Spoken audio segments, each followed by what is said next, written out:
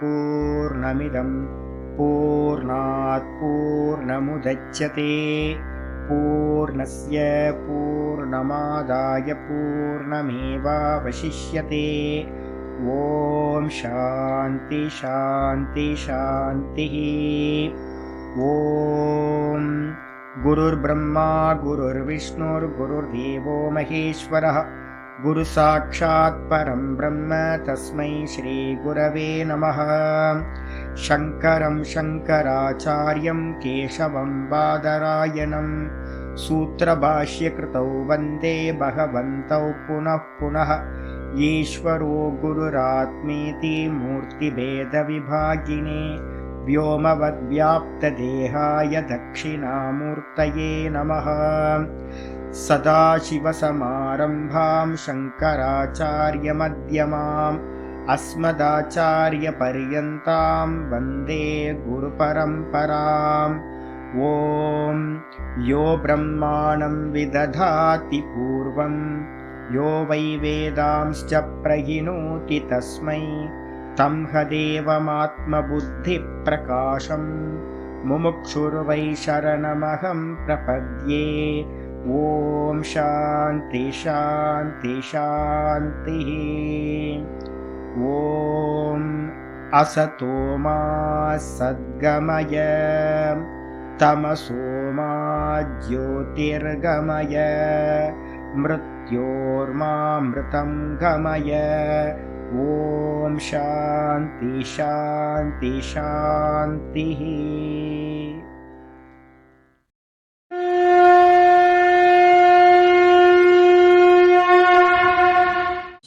ॐ पार्थाय प्रतिबोधितां भगवता नारायणेन स्वयं व्यासेन ग्रथितां पुराणमुनिना मध्ये महाभारतम् अद्वैतामृतवर्षिणीं भगवतीम् अष्टादशाध्यायिनीम् अम्ब त्वामनुसन्दधामि भगवद्गीते भवद्वेषिणीम्।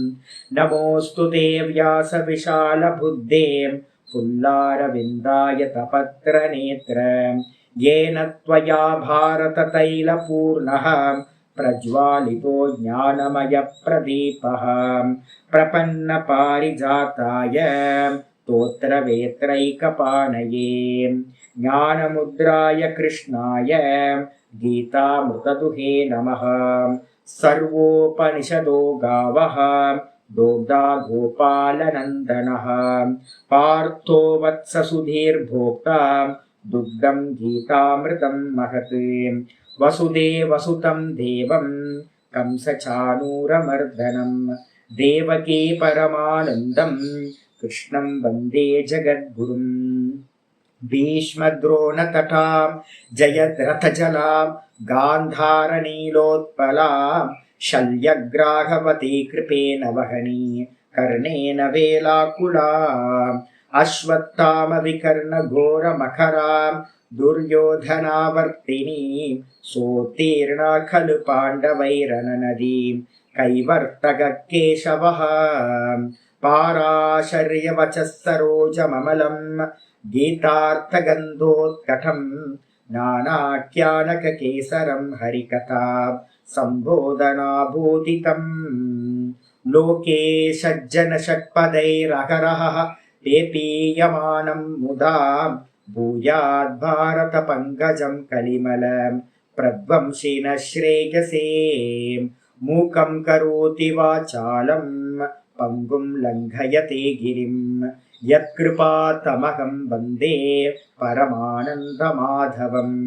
यं ब्रह्मा वरुणेन्द्ररुद्रमरुतः स्तुन्वन्ति दिव्यैस्तवैः वेदैः साङ्गपदक्रमोपनिषदैः गायन्ति यं सामगाः ध्यानावस्थिततद्गतेन मनसा पश्यन्ति यं योगिनः यस्यान्तं न विदुः सुरासुरगणाः। देवाय तस्मै नमः देवाय तस्मै नमः। ॐ श्रीकृष्णाय परमात्मने नमः। श्रीकृष्ण कृष्ण कृष्ण।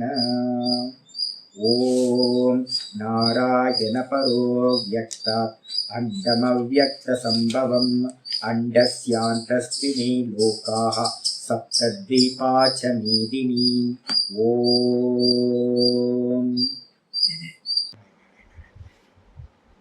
நமஸ்காரம். நம்ம பார்த்துக்கிட்டு இருக்கிறது பகவத்கீதையில 6வது சாப்டர் தியான யோகம் பார்த்துட்டு இருக்கோம். இந்த தியான யோகத்துல லாஸ்ட் கிளாஸ்ல நம்ம பார்த்தது 10வது ஸ்லோகம் பார்த்து முடிச்சிருக்கோம். 10வது ஸ்லோகத்துல இருந்து யோகம் பாத்தீங்கன்னா ஸ்டார்ட் ஆயிடுது. யோகத்துக்கான பேஸ் பாத்தீங்கன்னா 9வது ஸ்லோகம் வரைக்கும் பாத்தீங்கன்னா சொல்லி முடிச்சாச்சு. பேஸும் ஒரு ஞானியோட திருஷ்டியும் சொல்லியாச்சு, லட்சியத்தையும் சொல்லியாச்சு. சொன்னதுக்கு பிறகு பாத்தீங்கன்னா நிதித்தியாசனம் 10வது ஸ்லோகத்துல இருந்து நிதித்தியாசனம்ன்ற பிரக்ரியா, ஒரு காரியம், ஒரு யோகமானது ஸ்டார்ட் ஆகுது. தியான யோகத்தோட ஆரம்ப ஸ்லோகமே இதுதான் அப்படின்னு நம்ம எடுத்துக்கணும்.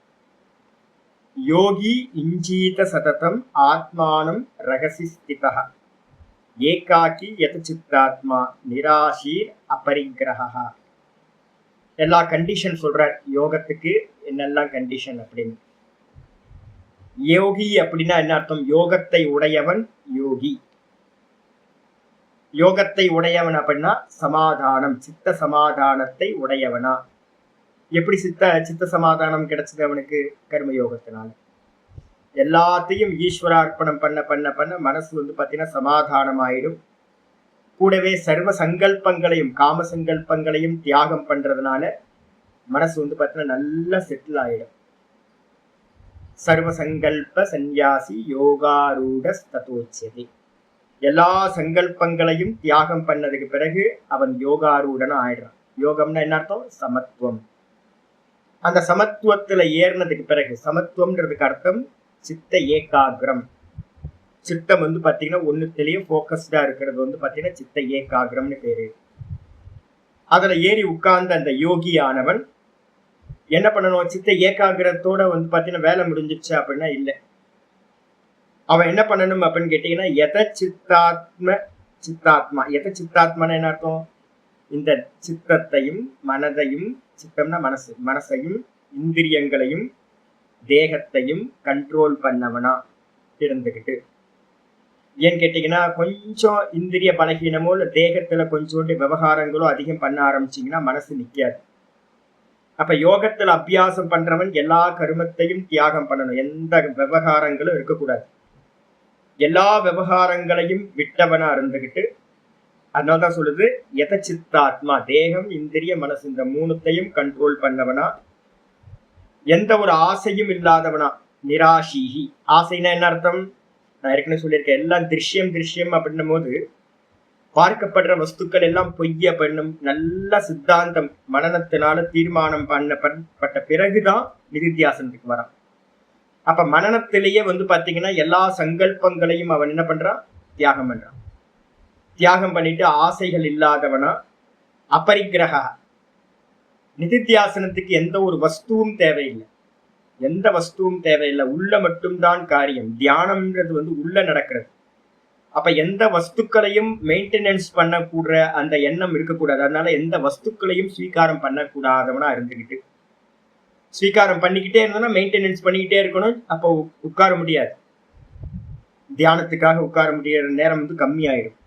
அப்ப பரிக்கிரகம் இல்லாதவனா இருக்கிற யோகி என்ன பண்ணட்டும் அப்படின்னா ஏகாக்கி. ஏகாக்கி அப்படின்றதுக்கு அர்த்தம் இன்னொருத்தரை பத்தி சிந்தனை பக்கத்துல இருந்தா சிந்தனை வரும். படிக்கிறதுக்கு 2 பேர் வேணும். தபசுக்கோ இல்ல தியானத்துக்கோ ஒருத்தர் தான் சொல்லப்பட்டிருக்கு சாஸ்திரத்துல.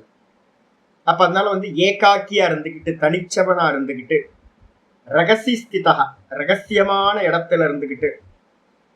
இப்ப பாத்தீங்கன்னா ஒரு பேசிக்கா ஆரம்பத்துல எல்லாம் நிறைய இடத்துல போய் தியானம் பண்ணலாம். ஆனா அது நிதித்தியாசனம் ஆகாது.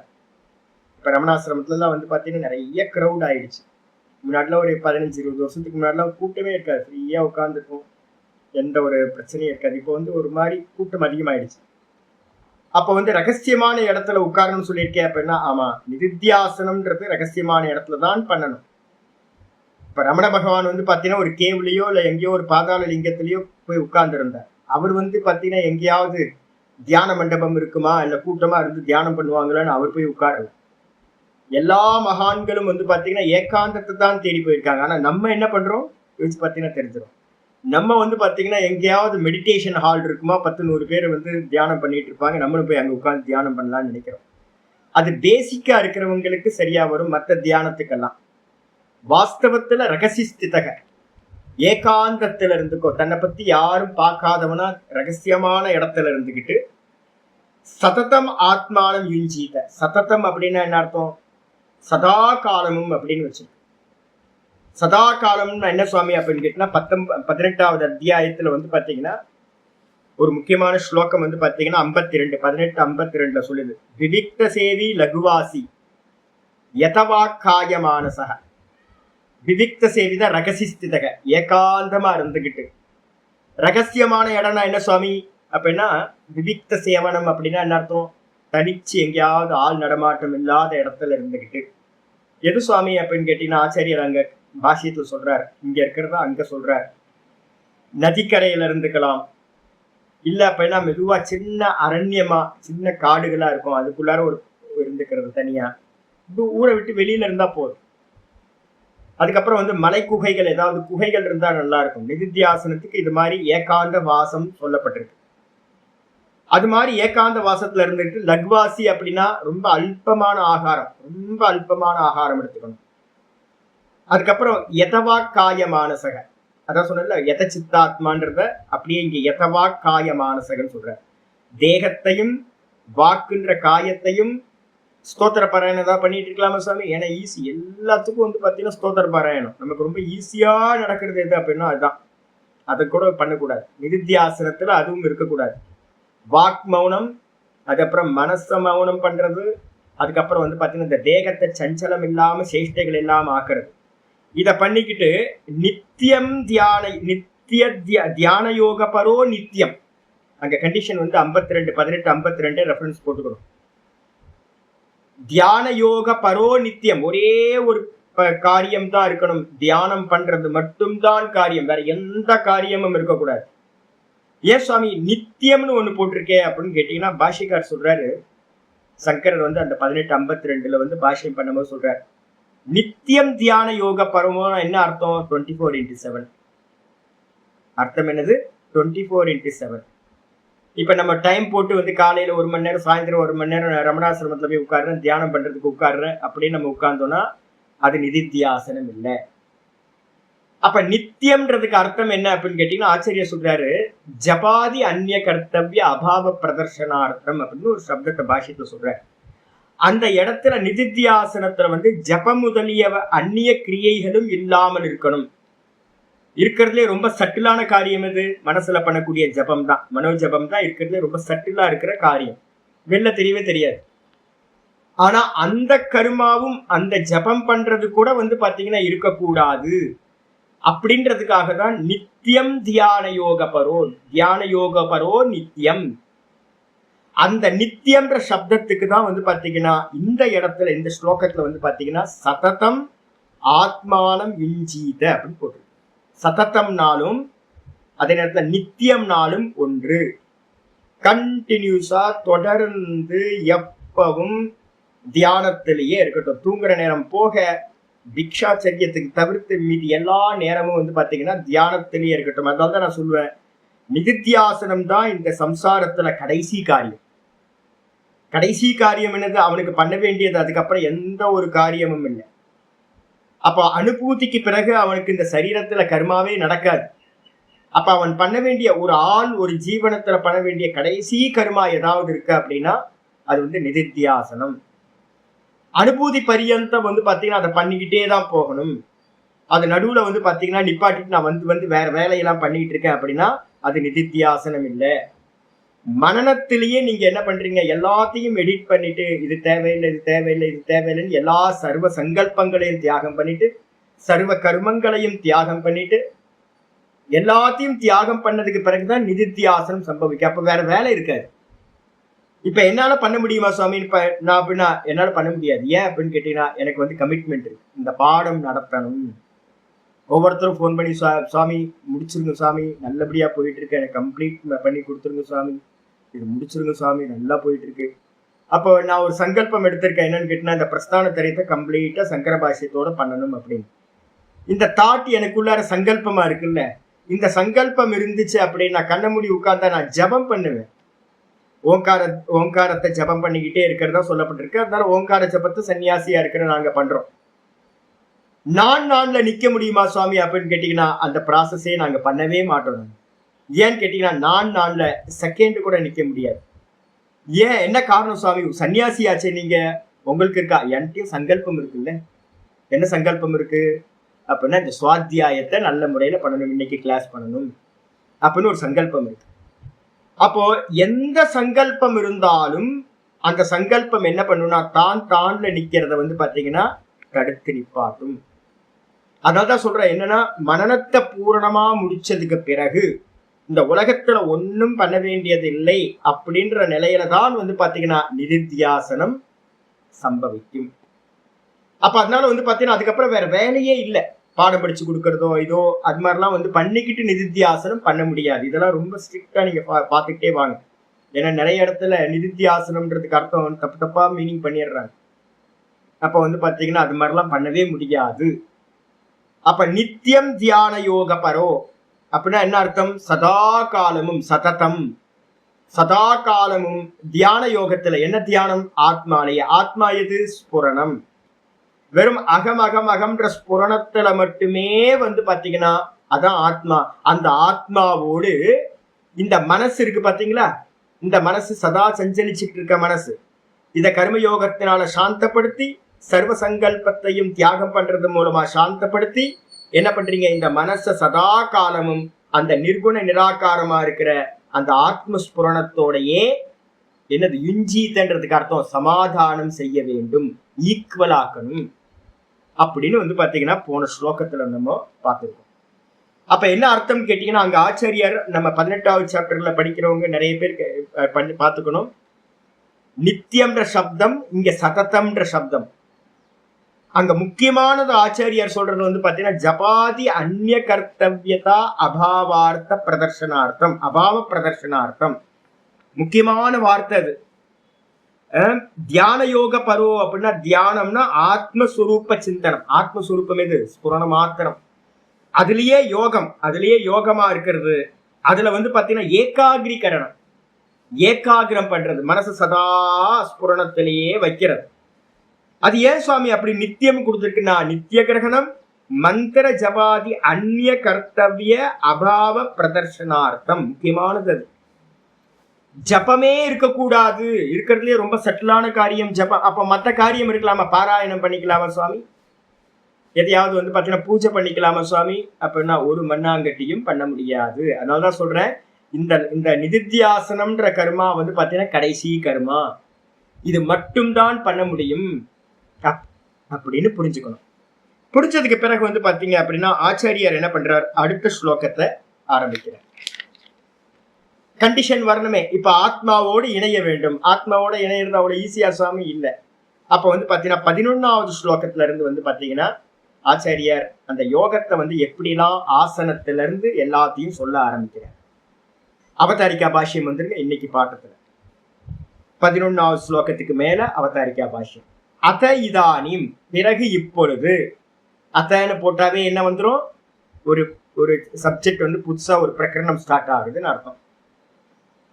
என்ன ஸ்டார்ட் ஆகுது? இப்பொழுது யோகம் யுஞ்சத, யோகத்தை செய்பவனுக்கு.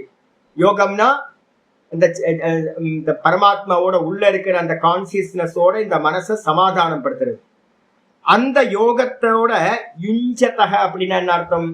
சமாதானம் செய்பவன். மனசுதான் விபரீதமா இருக்கிறது, சஞ்சலமா இருக்கிறது. இந்த மனசை இந்த ஆத்மாவோட சமாதானம் பண்றதுக்கு பேர் யுஞ்சதகன்னு பேர், செய்பவன். அவன் என்ன பண்ணணும்? ஆசன ஆகார விகாராதீனாம்.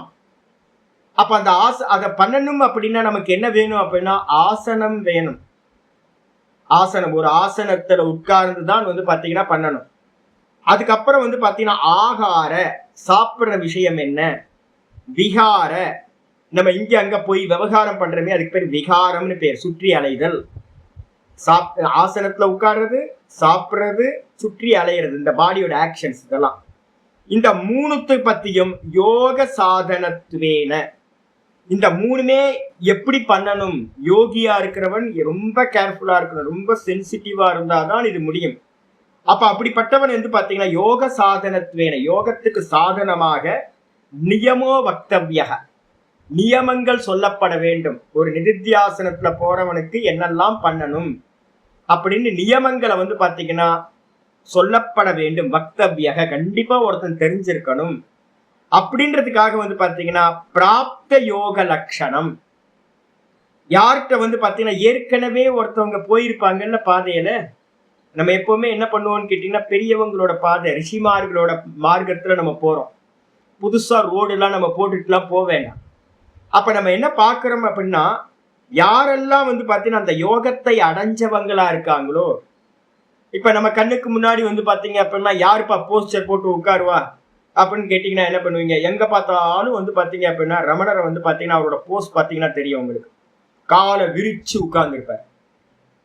அதே மாதிரி மகா பெரியவரை பாத்தீங்க அப்படின்னா போஸ்டர் பாத்தீங்கன்னா நல்லா எங்க பாத்தீங்கன்னாலும் மகா பெரியவரோட போஸ்டர் தெரியும், சந்திரசேகர பாரதி சுவாமிகளோட போஸ்டர் தெரியும், அதே மாதிரி ராமகிருஷ்ண பரமஹம்சரோட போஸ்டர் தெரியும். நீங்க பெரிய மகான்கள் எல்லாம் பாத்தீங்க அப்படின்னா அந்த போஸ்டர் பாத்தீங்கன்னா முக்கியமா தெரியும்.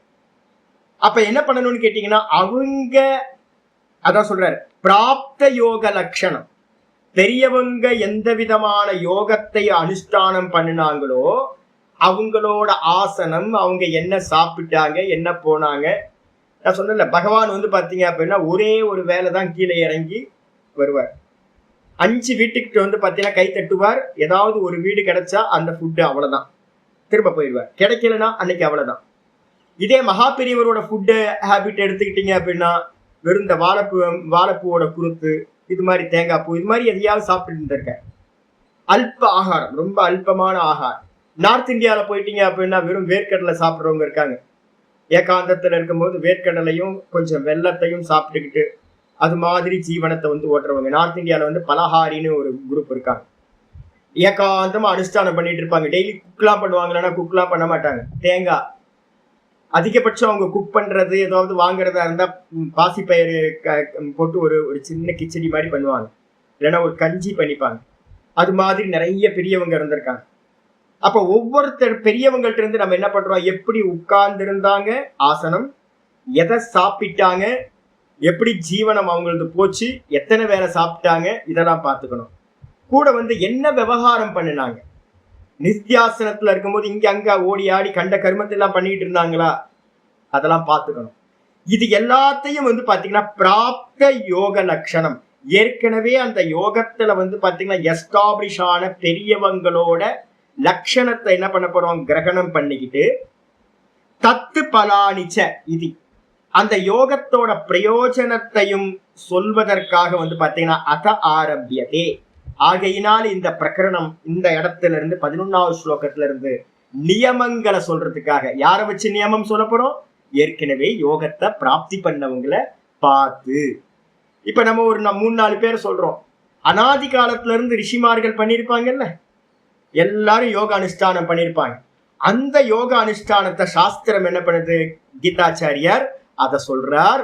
கூடவே பாத்தீங்கன்னா இந்த யோகத்தோட பிரயோஜனத்தையும் பாத்தீங்கன்னா பூரணம் பண்ணி 29-30 பலன் சொல்லி முடிக்க போற.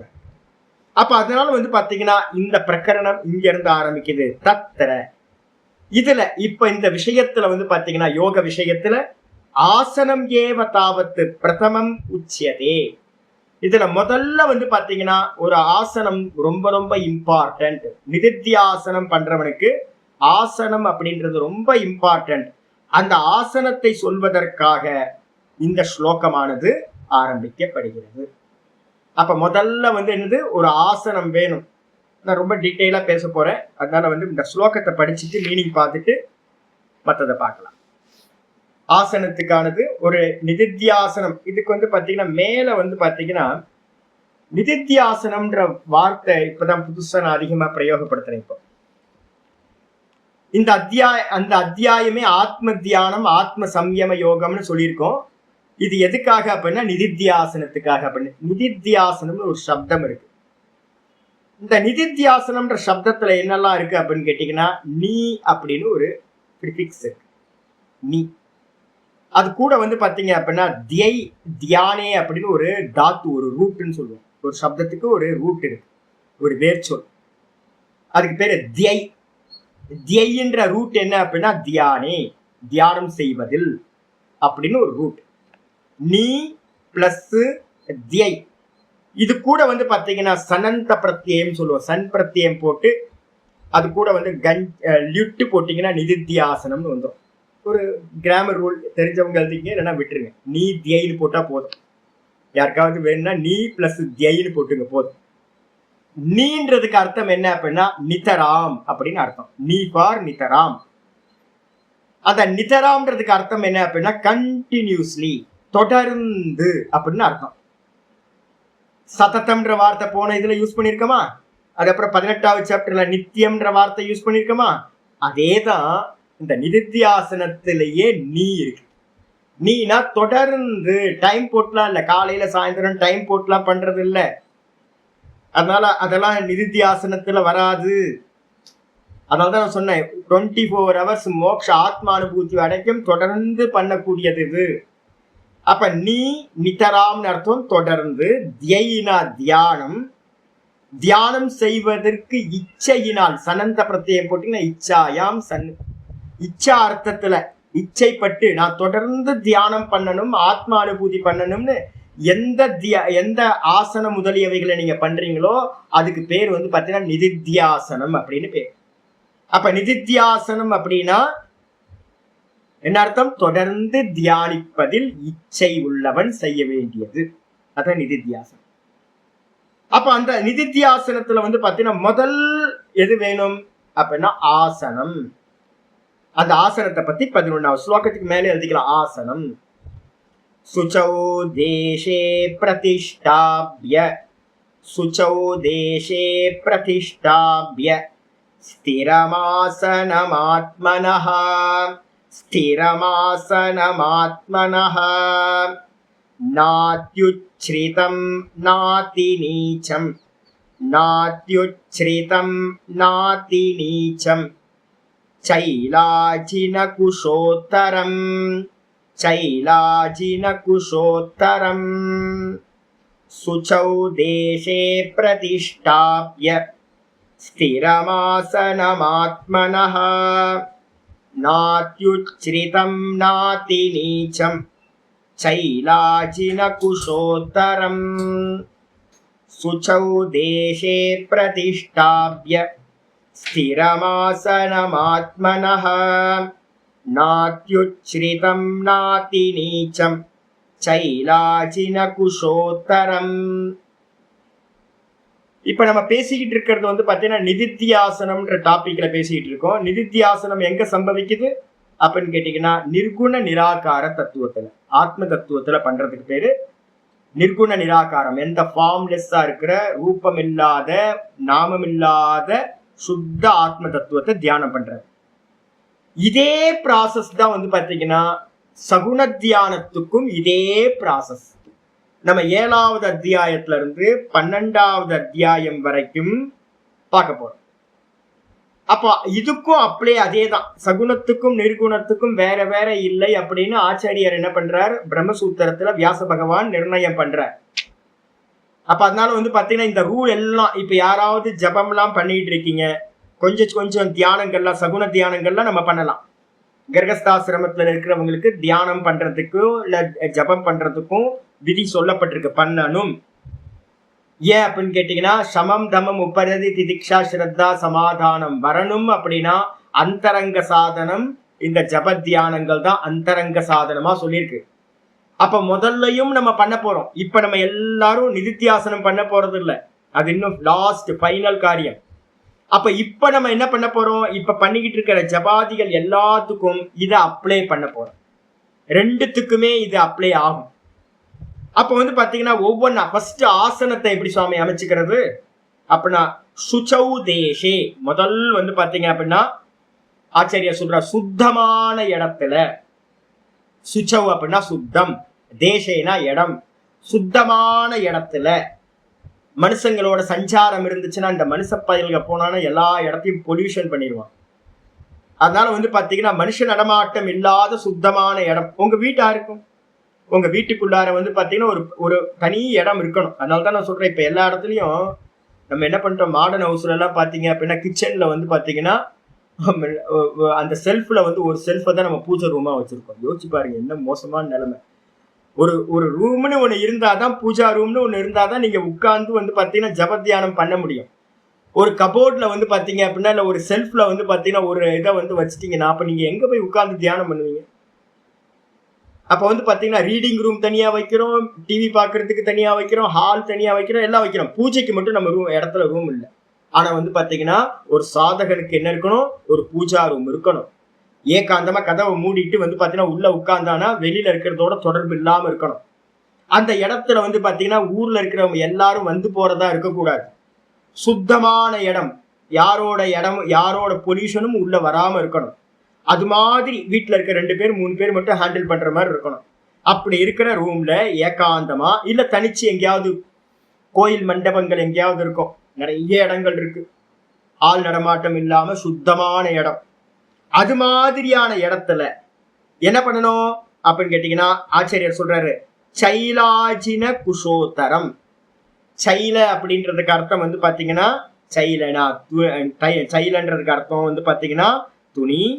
அதுக்கப்புறம் அஜினன்றதுக்கு அர்த்தம் வந்து பாத்தீங்கன்னா தோல், ஸ்கின். எதோட ஸ்கின்னு? புலித்தோல் எடுத்துக்கலாம், இல்லைன்னா மான் தோல் எடுத்துக்கலாம். துணி சைல, அஜினா மான் தோலோ இல்ல புலித்தோலோ, இல்ல அடுத்தது வந்து பாத்தீங்கன்னா அதுக்கப்புறம் வந்து தர்பப்புல், அதுக்கு வந்து குஷனா தர்பப்புல். இந்த 3த்தையும் உத்தரம்னா ஒண்ணுக்கு மேல ஒன்ன அடுக்கி 3 வந்துருச்சு. இந்த 3த்தையும் ஒண்ணுக்கு மேல ஒன்ன விரிச்சு போட்டு என்ன பண்ணணும், அந்த ஆசனம் எப்படி இருக்கணும் அப்படின்னு கேட்டீங்கன்னா ஒரு சின்ன பலகை வச்சுப்போம். எப்பவுமே ஆரம்ப காலகட்டத்தில் இருக்கவங்களுக்குலாம் இப்போ உங்களுக்கு வசதியெல்லாம் இருக்கு அப்படின்னா அதெல்லாம் பண்ணி வச்சுக்கணும். இப்பவே நம்ம பண்ணாதான் எதையாவது செய்வோம். என்ன பண்ணணும் அப்படின்னு கேட்டீங்கன்னா ஒரு நல்ல ஒரு கார்பெண்டர்கிட்ட கொடுத்து என்ன பண்ணணும், பலாமரம் இருக்கும், சக்க மரம், பலாப்பழம் இருக்குல்ல, பலாப்பழ மரம் வந்து ரொம்ப விசேஷம். அது மாதிரி மரங்கள், சில சாந்தமான மரங்கள், வேப்ப மரம்லாம் வைக்காதீங்க. நல்ல ஒரு பேஸை வந்து ஒரு மனப்பலகை நம்ம சொல்லுவோம் பாத்தீங்களா, கொஞ்சம் பெரிய ஆசனமா வச்சுக்கிறது. அதுக்கு மேல அந்த ஆசனம் எவ்வளவு சுவாமி ஹைட் இருக்கணும் அப்படின்னு கேட்டீங்கன்னா ஒரு 4 இன்ச்சு ஹைட், 3 இன்ச்சு ஹைட் இருந்தா போதும். இவ்வளவு ஹைட் இருந்தா போதும். இதுக்கு மேல வந்து பாத்தீங்கன்னா ஹைட் இருக்கக்கூடாது. இது மாதிரி நல்ல அவர்கிட்ட சொன்னீங்க அப்படின்னா, கார்பெண்டர்கிட்ட சொன்னீங்க அப்படின்னா ஆணி அடிக்காம மரத்திலேயே வந்து பாத்தீங்கன்னா என்ன பண்ணிருப்பாங்க, பிக்ஸ் பண்ணி கொடுத்துருவாங்க. உங்களுக்கு ஆணிக்கு பதிலா மரத்தை ரிவிட் மாதிரி அடைச்சு கொடுத்துருவாங்க. இரும்போட சம்பந்தமே அதுல இல்லாம. இதெல்லாம் உங்களால முடியுன்றனால நான் சொல்றேன். அப்ப என்ன பண்ணணும், இதெல்லாம் போட்டு ஒரு நல்ல பெரிய ஆசனம், ஒரு 2.5 அடிக்கு வந்து பாத்தீங்கன்னா 1.5 அடி, 2.5 அடிக்கு 2 அடி, இது மாதிரி ஒரு பலகையை வந்து பாத்தீங்கன்னா தயார் பண்ணிக்கிறது. அதோட ஹைட் வந்து பாத்தீங்கன்னா ஒரு 3 இன்ச்சு 4 இன்ச்சு ஹைட் இவ்வளவு இருந்தா போதும். அதான் சொல்லுது, ந அத்தியுச்சரித்தம். நாத்தியுச்சரித்தம் அப்படின்னா என்ன அர்த்தம், ந அதி உச்சரித்தம், ரொம்ப ஹைட்டாவும் இருக்கக்கூடாது. அதே நேரத்துல ந அதிநீச்சம், நாத்தி நீச்சம். நாத்தி நீச்சம் அப்படின்னா ரொம்ப கீழையும் இருக்கக்கூடாது. ஏன் சுவாமி அப்படின்னு கேட்டீங்கன்னா, நான் நார்த் இந்தியாவில் நிறைய பார்த்துருக்கேன். இந்த நார்த் இந்தியாவில் சாதுக்கள் வந்து பார்த்தீங்க அப்படின்னா வேஷதாரிகள் எப்பவுமே எல்லா இடத்துலையும் இருப்பாங்க. வேஷதாரிகள் என்ன பண்ணுவாங்கன்னா, நம்ம என்ன சொல்லிட்டு இருக்கோம், தியானம் பண்றதுக்கு ரகசியமான இடத்துல பண்ணுங்க. இப்ப நான்லாம் பண்றது யாருக்குமே தெரியவே தெரியாது. நான் என்ன பண்றேன்னு இது வரைக்கும் யாருக்கும் தெரியாது. என்னோட சிஷ்யர்கள் கூட தெரியாது. சாமி எப்போ உட்காருவாரு, என்ன பண்றாரு, ஏது பண்றாரு, ஒன்றும் தெரியாது. என்னோட ஆச்சாரியார் யாரு என்ன பண்றாருன்னு நான் இது வரைக்கும் பார்த்ததே இல்லை. அதே மாதிரி ரகசியமாதான் வந்து பாத்தீங்கன்னா அனுஷ்டானம் பண்ணணும் அப்படின்னு விதி இருக்கு. ஆனா நிறைய பேருக்கு வந்து பாத்தீங்கன்னா, நேற்று கூட வந்து பாத்தீங்கன்னா கிரிவல பாதையில போயிட்டே இருக்கேன், பார்த்தா வந்து பாத்தீங்கன்னா ஒருத்தர் போஸ்ட் கொடுத்து நல்ல க்ரௌடு போயிட்டே இருக்கு. ஒருத்தர் போஸ்ட் கொடுத்து வந்து பாத்தீங்கன்னா கண்ண மூடி உட்கார்ந்து நடு ரோட்ல உட்கார்ந்துக்கிட்டு வந்து பாத்தீங்கன்னா போஸ்ட் கொடுத்துட்டு இருக்காரு. எப்படியாவது சம்பவிக்குமா, தியானம் ஏதாவது சம்பவிக்கணும், ஒன்னும் சம்பவிக்காது, சும்மா போஸ்ட் கொடுக்குற எல்லாம் டிராமா. நிறைய சாதுக்கள் என்ன பண்ணுவாங்க அப்படின்னு கேட்டீங்கன்னா, கோயில் மண்டபத்தை வந்து பாத்தீங்கன்னா ஒரு 4 அடி மண்டபத்துல எங்கேயாவது செவுத்துல மாதிரி கொஞ்சம் ஏறி உட்கார்ந்து இருப்பாங்க. ஃப்ரண்ட்ல வந்து பாத்தீங்கன்னா சாஞ்சாங்கன்னா கீழே தான் விடுவணும். ஒரு 4 அடி 5 அடி ஹைட்ல வந்து பாத்தீங்கன்னா உட்கார்ந்து வந்து தியானம் பண்றேன் அப்படின்னு. நீங்க கோயிலுக்கு எங்கேயாவது போனீங்கன்னா எல்லா கோயில்கள்லயும் யாரோ ஒருத்தர் வந்து பாத்தீங்கன்னா அந்த கொஞ்சம் ஹைட்டான இருக்கிற இடத்துல மண்டபங்கள்ல வந்து பாத்தீங்கன்னா ஏறி உட்கார்ந்து இருப்பாங்க, உட்கார்ந்துட்டு தியானம் பண்றேன் அப்படின்னு. அது மாதிரி பண்ணக்கூடாது. ஏன் அப்படின்னு கேட்டீங்கன்னா, நம்மளோட கவனம் எங்க இருக்கும் அப்படின்னு கேட்டீங்கன்னா, எதிர்க்க வந்து பாத்தீங்கன்னா கீழே விழுந்துருவோமோன்னு ஒரு கவனம் வந்து பாத்தீங்கன்னா உள்ளுக்குள்ளார இருந்துகிட்டே இருக்கும், சிந்தனை போயிட்டே இருக்கும். ஐயோ தலை சாஞ்சிருச்சுன்னா, கொஞ்சோண்டு லயம் வந்துச்சுன்னா கீழே விழுந்தீங்கன்னா என்ன ஆகும்? அவ்வளவுதான், கீழே விழுந்துருது. அப்போ ஆசனம் எப்படி இருக்கணும் அப்படின்னு கேட்டீங்கன்னா, உங்களோட கவனம் வந்து பாத்தீங்கன்னா உங்களோட ஹைட்டு லெவல்ல சிந்தனை இருக்கக்கூடாது. அதனால ரொம்ப கம்மியா இவ்வளவுதான் ஹைட்டு உங்க கட்டை விரல வச்சுங்க. இது இந்த ஹைட்டு தான் வந்து பாத்தீங்கன்னா கீழே 4 பில்லர் மாதிரி புஷ் வச்சு வந்து பாத்தீங்க அப்படின்னா பண்ணிக்கலாம். மரத்திலேயே புஷ் பண்ணி அதுல வச்சுட்டீங்க அப்படின்னா மேல பலகை போச்சுன்னா போதும். இவ்வளவுதான் ஹைட் இருக்கணும். அப்போ உங்களுக்கு ரொம்ப கம்ஃபர்டபுளா இருக்கும். ஒண்ணு. ரொம்ப கீழே இருந்தா என்ன சுவாமி ஆகும் அப்படின்னு கேட்டீங்கன்னா, அதி நீச்சம். ரொம்ப நீச்சமா இருந்துச்சு அப்படின்னா கீழேயே நிறைய பேர் உட்காடுறோம். நிறைய இடத்துல போனீங்க அப்படின்னா எல்லா இடத்தையும் ஆசனம் கொண்டு போக முடியாது, வெறும் தரையில வந்து உட்கார்ந்து இருக்கோம் வச்சுங்க. நான் நிறைய அனுபவப்பட்டிருக்கேன். என்ன ஆகும்னு கேட்டீங்கன்னா, சுத்தி இருக்கிற எறும்பு அது இதெல்லாம் என்ன பண்ணும், மேலே ஏற ஆரம்பிச்சோம். அப்ப சுத்தி இருக்கிற எறும்பெல்லாம் ஏறிச்சுன்னா உங்களோட தியானம் கலைஞ்சு போயிடும், எறும்பு கடிக்க ஆரம்பிச்சிடும். அப்ப நீங்க என்ன பண்ணுவீங்க, தொடைய சுரிஞ்சிட்டு இருப்பீங்க, காலை சுரிஞ்சிட்டு இருப்பீங்க, மெடிடேஷன் நடக்காது. புரியுதா? அப்ப கீழையும் இருக்கக்கூடாது, ரொம்ப ஹைட்டாவும் இருக்கக்கூடாது. அது மாதிரி இடத்துல ஒரு நல்ல பலகைய போட்டு, அதுலயே செலக்டடா நிறைய இருக்கு. முக்கியமா நாங்க சொல்றது வந்து பாத்தீங்க அப்படின்னா இது வந்து பாத்தீங்கன்னா மாம்பலகை சொல்லுவோம். அதுக்கப்புறம் வந்து முக்கியமானது பலாமரத்து பலகை வந்து ரொம்ப விசேஷம். இதுக்கப்புறம் இதெல்லாம் வந்து போட்டு அதுக்கு மேல என்ன பண்ண போறோம், துணிக்கு அப்புறம் வந்து பாத்தீங்கன்னா தர்பப்புல்லு, அப்புறம் மான் தோல், இந்த 3த்தையும் விரிச்சுக்கணும். விரிச்சுக்கிட்டு வந்து பாத்தீங்கன்னா என்ன பண்ணணும், ஆத்மன ஆசனம் ஸ்திரம். ஆத்மனகனா தன்னுடைய தேகத்துக்கு தான் உட்காரணும்ல, தேகம், அந்த தேகத்தை உட்கார்றதுக்காக ஆசனம் ஸ்திரம் பிரதிஷ்டாபிய. ஆசனத்தை வந்து பாத்தீங்கன்னா நல்ல அசையாததா இருக்கணும், அசையாம பண்ணணும். நல்லா அசையாம, சிலதெல்லாம் வந்து பாத்தீங்கன்னா டக்கு டக்குன்னு இந்த பக்கம் அந்த பக்கம் ஆடிட்டு இருந்துச்சு அப்படின்னா கவனம் வந்து பாத்தீங்கன்னா செதறி போகும். அப்ப ஆசனம் வந்து பாத்தீங்கன்னா நல்லா சாலிடா இருக்கிற மாதிரி அசையாததா ஒரு ஆசனத்தை, தனக்கான ஆசனத்தை என்ன பண்ணணும், பிரதிஷ்டாபிய, ஃபர்ஸ்ட் எஸ்டாப்ளிஷ் பண்ணிக்கணும். பண்ணிக்கிட்டு எல்லாம் வந்து பாத்தீங்கன்னா கமா போட்டுக்கிட்டே போகணும் ஸ்லோகம். இதெல்லாம் ஆசனத்தை முதல்ல பண்ணிக்கிட்டு, பாஷ்யத்துக்கு வந்துருக்கு, இன்னும் கம்ப்ளீட் ஆகல. சுச்சவ் அப்படின்னா ஆச்சாரியார் பாஷ்யத்தை சொல்றார். சுச்சவுனா என்ன அர்த்தம், சுத்தே, சுத்தமான இடத்துல. சுச்சவுன்றதுக்கு அர்த்தம் சுத்தமான இடத்துல. விவிக்தே ஸ்வபாவதக சம்ஸ்காரத்தோ வா தேசே ஸ்திதோ. விவிக்தே அப்படின்றதுக்கு அர்த்தம் வந்து ஏகாந்தம்னு அர்த்தம். விவிக்தேனா என்ன அர்த்தம், ஏகாந்தமான இடத்துல, தனிச்ச இடத்துல. விவிக்த தேசம் 1852 இதே வார்த்தை யூஸ் பண்ணிருக்கு, விவிக்த தேசம், விவிக்த தேச லகுவாசி. அப்ப அந்த விவிக்த தேசம் வந்து இங்க சொல்லியிருக்கு சுத்தமான தேசம், தனியா இருக்குன்னு வச்சுக்கலாம், யாரும் மக்கள் நடமாட்டம் இல்லை. அந்த இடம் எப்படி இருக்கும் அப்படின்னு கேட்டா சுபாவத்தக சுத்தமான தேசம். இயல்பாகவே நேச்சராகவே வந்து ஆள் நடமாட்டம் இல்லாத இடம் சுத்தமா இருக்கும். ஒண்ணு. ரெண்டாவது வந்து பாத்தீங்கன்னா, ஒருவேளை இப்ப நாங்க ஏதாவது கோயில் மண்டபம் போறோம், யாத்திரையில வந்து பாத்தீங்கன்னா போன உடனே என்ன பண்ணுவோம், யாரும் ஆள் நடமாட்டமே இருக்க, தூசியெல்லாம் டஸ்ட் எல்லாம் படிஞ்சிருக்கும், ஒட்டடையெல்லாம் இருக்கும். அப்ப நம்ம என்ன பண்ணுவோம், எடுத்தோன்னு முதல்ல வந்து பாத்தீங்கன்னா அதெல்லாம் கிளீன் பண்ணிட்டு, ஆள் நடமாட்டம் இல்லை ஆனா நேச்சுரலா சில ஜீவராசிகளோட இதெல்லாம் இருக்கும்ல, அப்ப என்ன பண்ணணும், தொடப்பத்தை வச்சு நல்லா கிளீன் பண்ணி எடுத்து தண்ணி தெளிச்சு சுத்தம் பண்ணி, முடிஞ்சா வந்து பாத்தீங்க அப்படின்னா மாட்டு சாணத்தை வந்து பாத்தீங்கன்னா நல்லா போட்டு மொழுகணும். அப்படின்னா பசுமாட்டு சாணத்தை, அந்த இடம் பவித்திரமாயிடும். அப்ப வந்து பாத்தீங்கன்னா சுபாவமாவே சில இடங்கள் பவித்திரமா இருக்கும், சில இடங்களை வந்து சம்ஸ்காரத்தோவா ஆச்சாரிய சொல்லிட்டார். சம்ஸ்காரம் என்ன அர்த்தம், நம்ம சுத்தப்படுத்தி அந்த இடத்தை சுத்தம் பண்ணிக்கணும். அப்ப இந்த விதத்துல ஸ்தானே, தேசம்ன்றதுக்கு அர்த்தம் அந்த ஸ்தானத்துல, அந்த ஸ்தானத்துல பிரதிஷ்டாபிய ஸ்திரம். ஸ்திரம்னு என்ன அர்த்தம், அச்சலம். பிரதிஷ்டாபியனா நல்ல ஒரு ஆசனத்தை பிரதிஷ்டானம் பண்ணி நிலை நிறுத்தி ஒரு ஆசனத்தை போட்டுக்கிட்டு, எப்படிப்பட்ட ஆசனமா இருக்கணும், ஸ்திரம். ஸ்திரம்னா என்ன அர்த்தம், அச்சலம், அசையக்கூடாது. ஆசனம் அசைஞ்சா உங்களது வந்து பாத்தீங்கன்னா டிங் டிங்னு ஆடிக்கிட்டே இருந்தீங்கன்னா சரியா வராது. அதுக்கப்புறம் ஆத்மனக ஆசனம். ஆத்மனகனா தன்னுடைய தேகத்துக்கு, தேகம் தானே உட்கார போகுது, அந்த தேகம் உட்காருவதற்காக ஆசனம், ஆசனத்தை ஸ்திரமா எஸ்டாப்ளிஷ் பண்ணிக்கணும், நிலை நிறுத்திக்கணும். ந அத்யுச்சரிதம் அப்படின்னா என்ன சுவாமி, நாத்தியுச்சரித்தம் இருக்குல்ல, நாத்தியுச்சரித்தத்தை பிரிச்சோம் அப்படின்னா ந அதி உச்சிரித்தம். அதுக்கு என்ன அர்த்தம்? ந அதீவ உச்சிரித்தம், ரொம்ப ஹைட்டா இருக்கக்கூடாது. அதுக்காக தான் வந்து பாத்தீங்கன்னா கீழே விழுந்துருவோமோன்ற எண்ணம் இருக்கிற மாதிரியான இடத்துல தியானம் பண்றதுக்கு அவாய்ட் பண்ணிருங்க. எங்கேயாவது போஸ்ட் கொடுத்துட்டு உட்கார்ந்து இருந்தீங்கன்னா நாங்க பார்த்தோன்னே ஆள் வந்து பாத்தீங்கன்னா சம்ஸ்காரம் இல்ல, குரு இல்ல, ஆச்சாரியர் இல்லைன்னு தெரிஞ்சிடும் ஒருத்தர் பண்ற காரியத்தை வச்சே. இல்ல போஸ்ட் கொடுக்குறான், அவன் நடிக்கிறான் அப்படின்றத வந்து பார்த்தோன்னே கண்டுபிடிச்சிருவோம்.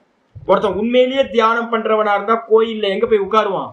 நல்லா தூண்ல சாய்ஞ்சு, தூண் பக்கத்துல ஒரு அரவணைப்பு ஏதாவது இருந்துச்சுன்னா கீழே விழுந்துறதோ இதோ அது மாதிரி சம்பவிக்காத இடத்துல உட்கார்ந்துட்டு கீழே ஹைட்டா இருக்கக்கூடாது.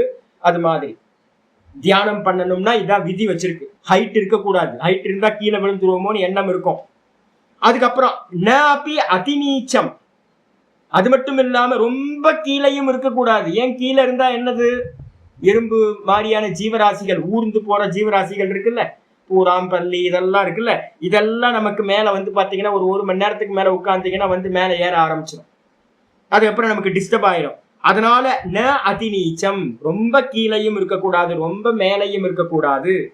தத்துச்ச, அந்த ஆசனத்துல என்ன பண்ணணும்? பலகைய போட்டு அதுக்கப்புறம் சைலாஜின குஷோத்தரம். சைலா அஜின, சைலனா துணி, அஜினம்னா வந்து பாத்தீங்கன்னா தோல், அதுக்கப்புறம் குஷன்றதுக்கு அர்த்தம் தர்மப்புல். இந்த மூணுத்தையும் ஒண்ணுக்கு மேல, உத்தரம் உத்தரம்னா ஒண்ணுக்கு மேல ஒண்ணு, சைலம் அஜினம் குஷாச்ச உத்தரே யஸ்மின் ஆசனே, எந்த ஆசனத்துல இந்த மூணும் ஒண்ணுக்கு மேல ஒண்ணு விரிக்கப்பட்டிருக்கோ அந்த ஆசனத்துக்கு பேரு தத் ஆசனம், சைலாஜின குஷோத்தரம் அப்படின்னு பேர். சுவாமி என்ன ஆர்டர் சுவாமி? ஆர்டர் என்ன சுவாமி? 3 விரிக்கணும்னு சொல்லியிருக்கு. இதுல சொன்ன ஆர்டர் படி பாத்தீங்கன்னா என்ன இருக்கு?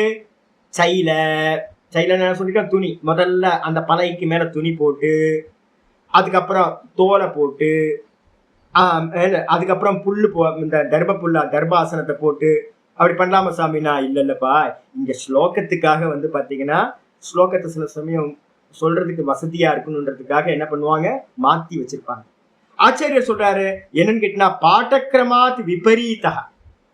அங்க வந்து பாத்தீங்கன்னா பாட்டக்கிரமத்துக்காக வந்து பாத்தீங்கன்னா மாத்தி கொடுத்துருக்கு.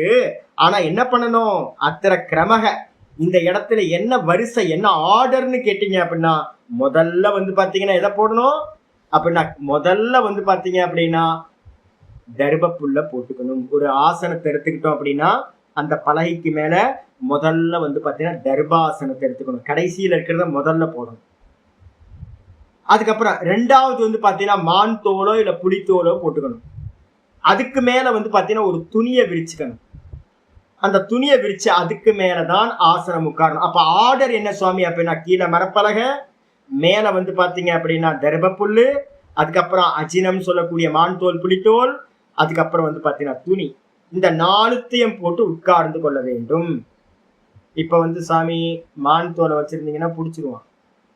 புலித்தோலையும் மான் தோலையும் வந்து பாத்தீங்கன்னா போன மாசம் கூட ஒருத்தர் வந்து, சாமி என்கிட்ட ஒரு புலித்தோல் இருக்கு சுவாமி, வாங்கிக்கிறீங்களா சுவாமி, கொஞ்சம் பணம் வேணும் எனக்கு அப்படின்னு. ஐயோ புலித்தோலை போய் யார்ட்டையோ கொடுத்துறியா? ஏன் அப்படின்னு கேட்டீங்கன்னா, உனக்கு பிடிக்காதவன் எவனாவது நீ புலித்தோல் வச்சிருக்கேன்னு சொன்னா அப்படியே கொண்டு போய் அஃபென்ஸ், ஃபாரஸ்ட் டிபார்ட்மெண்ட்ல கொண்டு போய் அப்படியே ஜெயில போட்டுருவோம். ஒன்றும் பண்ண முடியாது. அது இல்லாம மான் தோல்லாம் வந்து பாத்தீங்க அப்படின்னா நிறைய நியமம் இருக்கு. எந்த மான் தோல் இருக்கணும், ஆண் மானா இருக்கணுமா, பெண் மானா இருக்கணுமா, ஹண்டிங் பண்ணதா, அது வந்து சித்திரவதை பண்ணி வந்து பாத்தீங்கன்னா அது கொண்டிருக்காங்களா, இல்ல வந்து நேச்சுரலா டெத் ஆச்சா, நமக்கு எப்படி தெரியும்? அதனால வந்து பாத்தீங்கன்னா என்கிட்ட ஒரு சாமி வந்து பாத்தீங்கன்னா ஒரு 10 வருஷத்துக்கு முன்னாடி, சாமி நான் மான் தோல் போட்டுதான் சாமி உட்கார்றேன், ஆனா வந்து மனசு சஞ்சலமாவே இருக்கே சாமி, எனக்கு நல்ல சாது, ரொம்ப சாந்தமானவர், ஆனா உட்கார்ந்த ஆசனத்துல உட்கார்ந்த ஒரே சஞ்சலமா இருக்கு சாமி அப்படின்னாரு. என்ன ஜி, ஒரு வாட்டி கொண்டு வாங்க பார்க்கலாம் அப்படின்னா, அவர் வந்து அந்த மான் தோலை கொண்டு வந்தார். நான் சொன்னேன், இது மான் தோல் இல்லைங்க, இது நாய் தோல் அப்படின்ட்டு. நாய் தோலை? ஆமா வாங்க அப்படின்னு தண்ணிய வச்சு நனைச்சு அதை சோப்பு போட்டு கொஞ்சம் தொடச்சா, அவனுங்க என்ன பண்ணிருக்கானுங்க அப்படின்னு கேட்டீங்கன்னா, நாய் தோல்ல என்ன பண்ணிருக்கானுங்க, டிசைனா படம் வரைஞ்சு வித்துட்டு போயிட்டானுங்க. அதனால வந்து பாத்தீங்க அப்படின்னா நாய் தோல்ல எல்லாம் வந்து பாத்தீங்கன்னா விற்கிறதுக்கு ஆட்கள் இருக்காங்க. அதனால இப்போதைக்கு அதை வாங்காது. இன்னொரு சுவாமி வந்து பாத்தீங்கன்னா தோல் வச்சிருந்தார். அது என்ன அப்படின்னு கேட்டீங்கன்னா, எப்படி அப்படின்னா சஞ்சலமா இருக்கே சுவாமி அப்படின்னா, சஞ்சலம் எதுக்காக இருக்குன்னா, அந்த மான் ஹிம்சை பண்ணப்பட்டு ஹண்டிங் பண்ணப்பட்டு நிறைய பேர், அதான் ஹண்டர்ஸ் தான் இதை விற்கிறாங்க. அது பணம் வந்து பாத்தீங்கன்னா எவ்வளவு கொடுத்து வாங்குறதுக்கு ரெடியா இருக்காங்க. அதனால வந்து பாத்தீங்கன்னா ஹண்ட் பண்ணி இங்க திருவண்ணாமலை எல்லாம் கூட அது நிறைய நடக்கும். இப்பதான் கொஞ்சம் கண்ட்ரோல் ஆயிருக்கு. அப்ப அதெல்லாம் ஹண்ட் பண்ணி வந்து பாத்தீங்கன்னா இது அது இல்லாம நாய் வந்து பாத்தீங்கன்னா சில சமயம் என்ன பண்ணிடும், மானை கடிச்சு கொதறிடும், சாகடிச்சிடும். நாய், வேட்டை நாயெல்லாம் இருக்கு. அந்த வேட்டை நாயெல்லாம் கதறி அது அப்ப மான் எப்படி சஞ்சலப்பட்டு துக்கப்பட்டு அது இறந்து போயிருக்கும். அந்த தோலை வந்து நம்ம யூஸ் பண்ணும்போது அதோட சம்ஸ்காரம் நமக்கும் என்ன இருக்கும் அப்படின்னா இம்சையினால நமக்கு மனசு சஞ்சலமாயிடும். அதனால இப்ப வந்து பாத்தீங்க அப்படின்னா யாராவது பரம்பரையா வந்துகிட்டு இருக்கிறவங்க அந்த தோல் கொடுத்தாங்கன்னா, பெரியவங்க யூஸ் பண்ண ஏதாவது மான் தோல் கிடைச்சதுன்னா யூஸ் பண்ணுங்க, இல்ல அப்படின்னா யூஸ் பண்ணாதீங்க. முக்கியமானது வந்து பாத்தீங்கன்னா ஏதாவது வச்சிருந்தீங்கன்னா ஃபாரஸ்ட் டிபார்ட்மெண்ட்ல போயிட்டு வந்து பாத்தீங்கன்னா ஒரு சர்டிபிகேட் வாங்கி வச்சுக்கிட்டு இருங்க. இப்ப அது மாதிரி ஆயிப்போச்சு. அப்ப வந்து பாத்தீங்கன்னா மான் தோல் இதெல்லாம் பண்ணலாமா சுவாமி அப்படின்னு கேட்டீங்கன்னா இப்ப சம்பவமே இல்லைங்க. கிடைச்சா நல்லது, இல்லைன்னா ஓரமா வச்சிருங்க. தர்பப்புல் நல்ல கிரி ட்ரேடிங்ல போய் பாத்தீங்க அப்படின்னா நல்ல ஆசனம் வந்து பாத்தீங்கன்னா இருக்கு. இன்னும் கோயம்புத்தூர்ல எல்லாம் சில ஷாப்லாம் இருக்கு, நெட்ல தேடி பாத்தீங்கன்னா தெரியும். நல்ல ஃபைனா அருமையான இது இருக்கு, தர்பப்புல் இருக்கு. அப்ப தர்பப்புல்ல வந்து பாத்தீங்கன்னா தயார் பண்ணிக்கங்க ஒரு ஆசனம், தர்பப்புல் போட்டுங்க. அதுக்கு மேல நல்லா வந்து பாத்தீங்கன்னா கம்பளி இருந்துச்சு அப்படின்னா, நல்ல கம்பளி வந்து பாத்தீங்கன்னா இல்ல ஷால் கம்பளி இது மாதிரி சாஃப்டா இருக்கிறது என்னன்னு கேட்டீங்கன்னா உங்களுடைய அந்த வைப்ரேஷனை வந்து பாத்தீங்கன்னா ப்ரொடெக்ட் பண்ணும், கிராவிட்டியை வந்து பாத்தீங்க அப்படின்னா கொஞ்சம் கண்ட்ரோல் பண்ணும். அதனால வந்து பாத்தீங்கன்னா ஒரு கம்பளியோ இல்ல வந்து பாத்தீங்கன்னா நல்ல ஒரு இதோ ஆசனத்தை வந்து பாத்தீங்க அப்படின்னா ஒரு கார்பெட் மாதிரி ஏதாவது ஒன்றும் மேல போட்டுக்கலாம், சின்னதா ஆசனத்தை போட்டுக்கிட்டு வந்து பாத்தீங்க அப்படின்னா ஆச்சாரியர் சொல்றாரு. அப்ப ஆர்டர் என்னது, பலகை, பலகைக்கு மேல தர்பப்புல், தர்பப்புல்லுக்கு மேல வந்து பாத்தீங்கன்னா தோல், தோலுக்கு மேல வந்து பாத்தீங்கன்னா துணி. இதை விரிச்சுக்கிட்டு வந்து பாத்தீங்கன்னா இதான் கிரமம், சைலாதீனம் அப்படின்னு சொல்லியாச்சு, ஆசனத்தை சொல்லியாச்சு. இந்த ஆசன விஷயத்துல வந்து பாத்தீங்கன்னா பார்க்க வேண்டியது என்ன அப்படின்னு கேட்டீங்கன்னா, ஆசனம்னா என்ன சுவாமி அப்படின்னு கேட்டீங்கன்னா, இது எங்கேயாவது இருக்கா சாமி, இது ஏதாவது யோகம் சொல்றீங்களா சாமி, வேதாந்தத்துக்கே தேவையில்லாதது இல்லை அப்படின்னு நிறைய பேர் புரிஞ்சா போதும், வேதாந்தத்துக்குலாம் இதெல்லாம் எதுக்கு சுவாமி அப்படின்னு.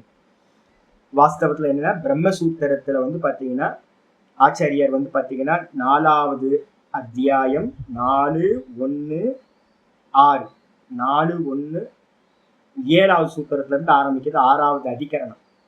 4:1-7 இருந்து வந்து பாத்தீங்கன்னா ஒரு 10 சூத்திரம் வரைக்கும் வந்து பாத்தீங்கன்னா 11 சூத்திரம் வரைக்கும் எடுத்துக்கணும், 11-12 வரைக்கும் எடுக்கணும்.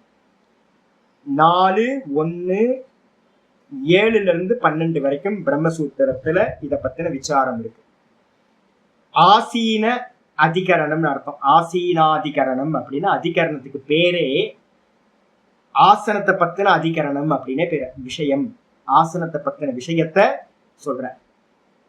அப்ப வந்து பாத்தீங்க அப்படின்னா சொல்லும் போதே சொல்றாரு, முதல் சூத்திரம் 7வது சூத்திரம் இருக்கு, ஆசீன சம்பவாத், ஆசீனக சம்பவாத். எவன் ஒரு ஆசனத்துல உட்கார்ந்திருக்கிறானோ அவனுக்குத்தான் தியானம் சம்பவிக்கும்.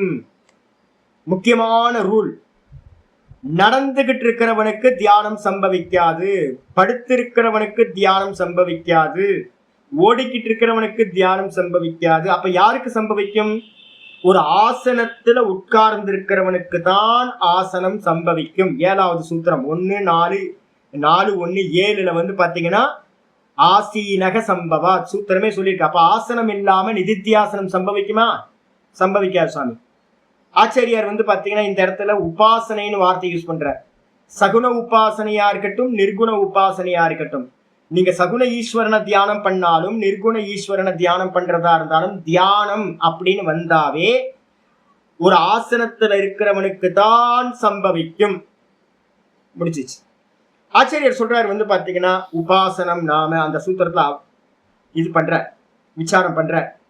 உபாசனம் நாம நிர்குண உபாசனம், நிர்குண உபாசனம் நிதித்தியாசனம்னு பேரு. சகுன உபாசனம்ன்றது நம்ம நாம ரூபத்தை, ஈஸ்வரனோட நாம ரூபத்தை தியானம் பண்றது. இந்த ரெண்டுத்துக்கு வந்து உபாசனம் என்ன அர்த்தம், சமான பிரத்தியே பிரவாககரணம். ஒரே தாட்டை வந்து பாத்தீங்கன்னா தொடர்ந்து வச்சுக்கிறது, ராம் ராம் ராம் ராம் ராம் ராம் ராம், ஓம் ஓம் ஓம் ஓம் ஓம் ஓம், இது மாதிரி ஓம் நம சிவாய ஓம் நம சிவாய ஓம் நமோ நாராயணாய அப்படின்னு ஒரே தாட்டை வந்து பாத்தீங்கன்னா மனசுக்குள்ளார திரும்ப திரும்ப ஆவர்த்தி பண்றதுக்கு பேர் வந்து பாத்தீங்கன்னா அதுக்கு பேர் உபாசனம்னு பேர், சகுன உபாசனம். நிர்குணத்துல என்ன உபாசனம் அப்படின்னு கேட்டீங்கன்னா வெறும் கான்சியஸ்னஸ்ல மட்டும் நிக்கிறது. ஸ்புரணத்துல மட்டும் நிக்கிறதுக்கு பேர் வந்து பாத்தீங்க அப்படின்னா நிதித்தியாசனம் அப்படின்னு பேர். ஒரே பிரவாகம், வெறும் கான்சியஸ்னஸ்லயே ஸ்புரணத்திலேயே அகம் அகம் அகம் அகம் அகம் அகம் அகம்ன்ற ஸ்புரணத்திலேயே போறது. இதுதான் உபாசனம்னு பேர். நிர்குண உபாசனம், சகுண உபாசனம். நாமரூபத்தோட இருந்தா சகுணம், நாமரூபம் இல்லாம வெறும் செல்ஃப்ல மட்டும் இருக்கிறதுக்கு பேரு நிர்குணம், நிர்குண உபாசனம். இந்த ரெண்டும் நச்ச தத்து கச்சதோ தாவதோ வா சம்பவதி. ஆச்சாரியர் பாஷ்யத்தை சொல்றார் பிரம்மசூத்திர பாஷ்யத்துல. அந்த உபாசனம் என்னன்னா ந கச்சதக தத்து கச்சதக, நடக்கிறவனுக்கோ, தாவத்தோவா ஓடிக்கிட்டு இருக்கிறவனுக்கோ சம்பவிக்காது. அப்போ ஆசனம் பண்ணி நான் தியானம் பண்ண போறேன் சுவாமி, நடந்துகிட்டே தியானம் பண்றேன் அப்படின்னாலாம் சொல்ல முடியாது. ஏன் அப்படின்னு கேட்டீங்கன்னா ஆச்சரியம் சொல்றாரு, கத்தியாதீனாம் சித்த விக்ஷேபகரத்வா. நீங்க நடந்துகிட்டு இல்ல ஆடிக்கிட்டு நம்ம சொல்றோம் ஸ்திரம் சுகம் ஆசனம், ஸ்திரமா ஆசனம் இருக்கணும்னு சொல்லிருக்கோமா, அசையாம இருக்கணும். ஏன் அசைஞ்சா என்ன ஆகும் அப்படின்னு கேட்டீங்கன்னா ஒரே ஒரு கண்டிஷன் சொல்றோம், பாடி அசைஞ்சா மனசு அசையும். ஒரு நியமம் வச்சுக்கணும், பாடி அசைஞ்சா மனசு அசையும். உங்களோட ஆசனம் அசைஞ்சதுன்னா மனசு அசையும். அதனால வந்து பாத்தீங்கன்னா ஆச்சரிய சொல்றாரு கத்தியாதீனம், பாடி அசைஞ்சாவே நான் நடந்து போனா தியானம் சம்பவிக்குமா, உடம்பு அசையுது. உடம்பு அசைஞ்சதுன்னா சித்த விக்ஷேபகரத்வா, அது வந்து சித்தத்தை வந்து பாத்தீங்கன்னா அசைக்கிறதாயிடும். அதனால வந்து பாத்தீங்கன்னா நடந்துகிட்டு இருக்கிறவனுக்கு வந்து பாத்தீங்கன்னா தியானம் சம்பவிக்காது, தூக்கி போடுது. அப்ப எந்த ஒரு தியானமும் நடக்கிறவனுக்கு சம்பவிக்காது, சித்தம் அசைஞ்சுக்கிட்டே இருக்கும். அதுக்கடுத்து திஷ்டத்தோ அப்படி தேகதாரணே வியாபிருதம் மனோ ந சூக்ஷ்ம வஸ்து நிரீக்ஷணக்ஷமம் பவதி. ஆச்சரியர் சொல்றாரு, இந்த பாஷ்யம் இல்லை, நான் சொல்றது பிரம்மசூத்திர பாஷ்யம் படிச்சுட்டு இருக்கேன். இந்த நம்ம ஸ்லோகம் வந்து முடிஞ்சு போச்சு, 11வது ஸ்லோகம் முடிஞ்சு போச்சு. நான் இப்ப வந்து பாத்தீங்கன்னா மற்ற விஷயங்கள்லாம் கம்பேர் பண்ணி உங்களுக்கு ஆசனத்தை பத்தி சொல்றேன். நடந்துகிட்டு இருக்கிறவனுக்கு முடியாது, அப்ப நிக்கிறவனுக்கு முடியுமா சுவாமி, ஒரே இடத்துல நின்றுட்டு தியானம் பண்ணலாமா அப்படின்னு கேட்டீங்கன்னா முடியாது. ஏன்னா நிக்கிறதுல கூட ஒரு பிரயத்தனம் இருக்கு, ஒரு முயற்சி இருக்கு. நிக்கிறதுல உட்கார்றதுல வந்து பாத்தீங்கன்னா எஃபர்ட்லெஸ், நின்னீங்க அப்படின்னா அது எஃபர்ட் இருக்கு கொஞ்சம். அதான் ஆச்சு சொல்றாரு தேகதாரணே வியாபிருதம். இந்த தேகத்தை நிக்க வைக்கிறதுக்குன்னு ஒரு நிக்கும் போது ஒரு முயற்சி இருக்கு. மாத்தி காலம் மாத்தி நிப்போம்ல, ஒரே மாதிரி நிக்கிறதுக்கு வந்து பாத்தீங்கன்னா ஒரு பிரயத்தனம் இருக்கு. நின்று பாருங்க, ஒரு 10 நிமிஷம் 20 நிமிஷம் நிக்கும் போது உங்களுக்கு ஒரு எஃபர்ட் இருக்காது. 2 நிமிஷம் 3 நிமிஷம் நிக்கிறதுக்குலாம் நின்றுட்டு போயிட்டே இருப்போம். ஆனா ஒரு நீண்ட நேரம் நிக்கணும் அப்படின்னா அதுக்கு ஒரு முயற்சி இருக்கு. அது என்ன பண்ணும் அப்படின்னு கேட்டீங்கன்னா அந்த மனசு அப்படி இருக்கும்போது மனசு வந்து ந சூக்ஷ்ம வஸ்து நிரீக்ஷணக்ஷமம் பவதி.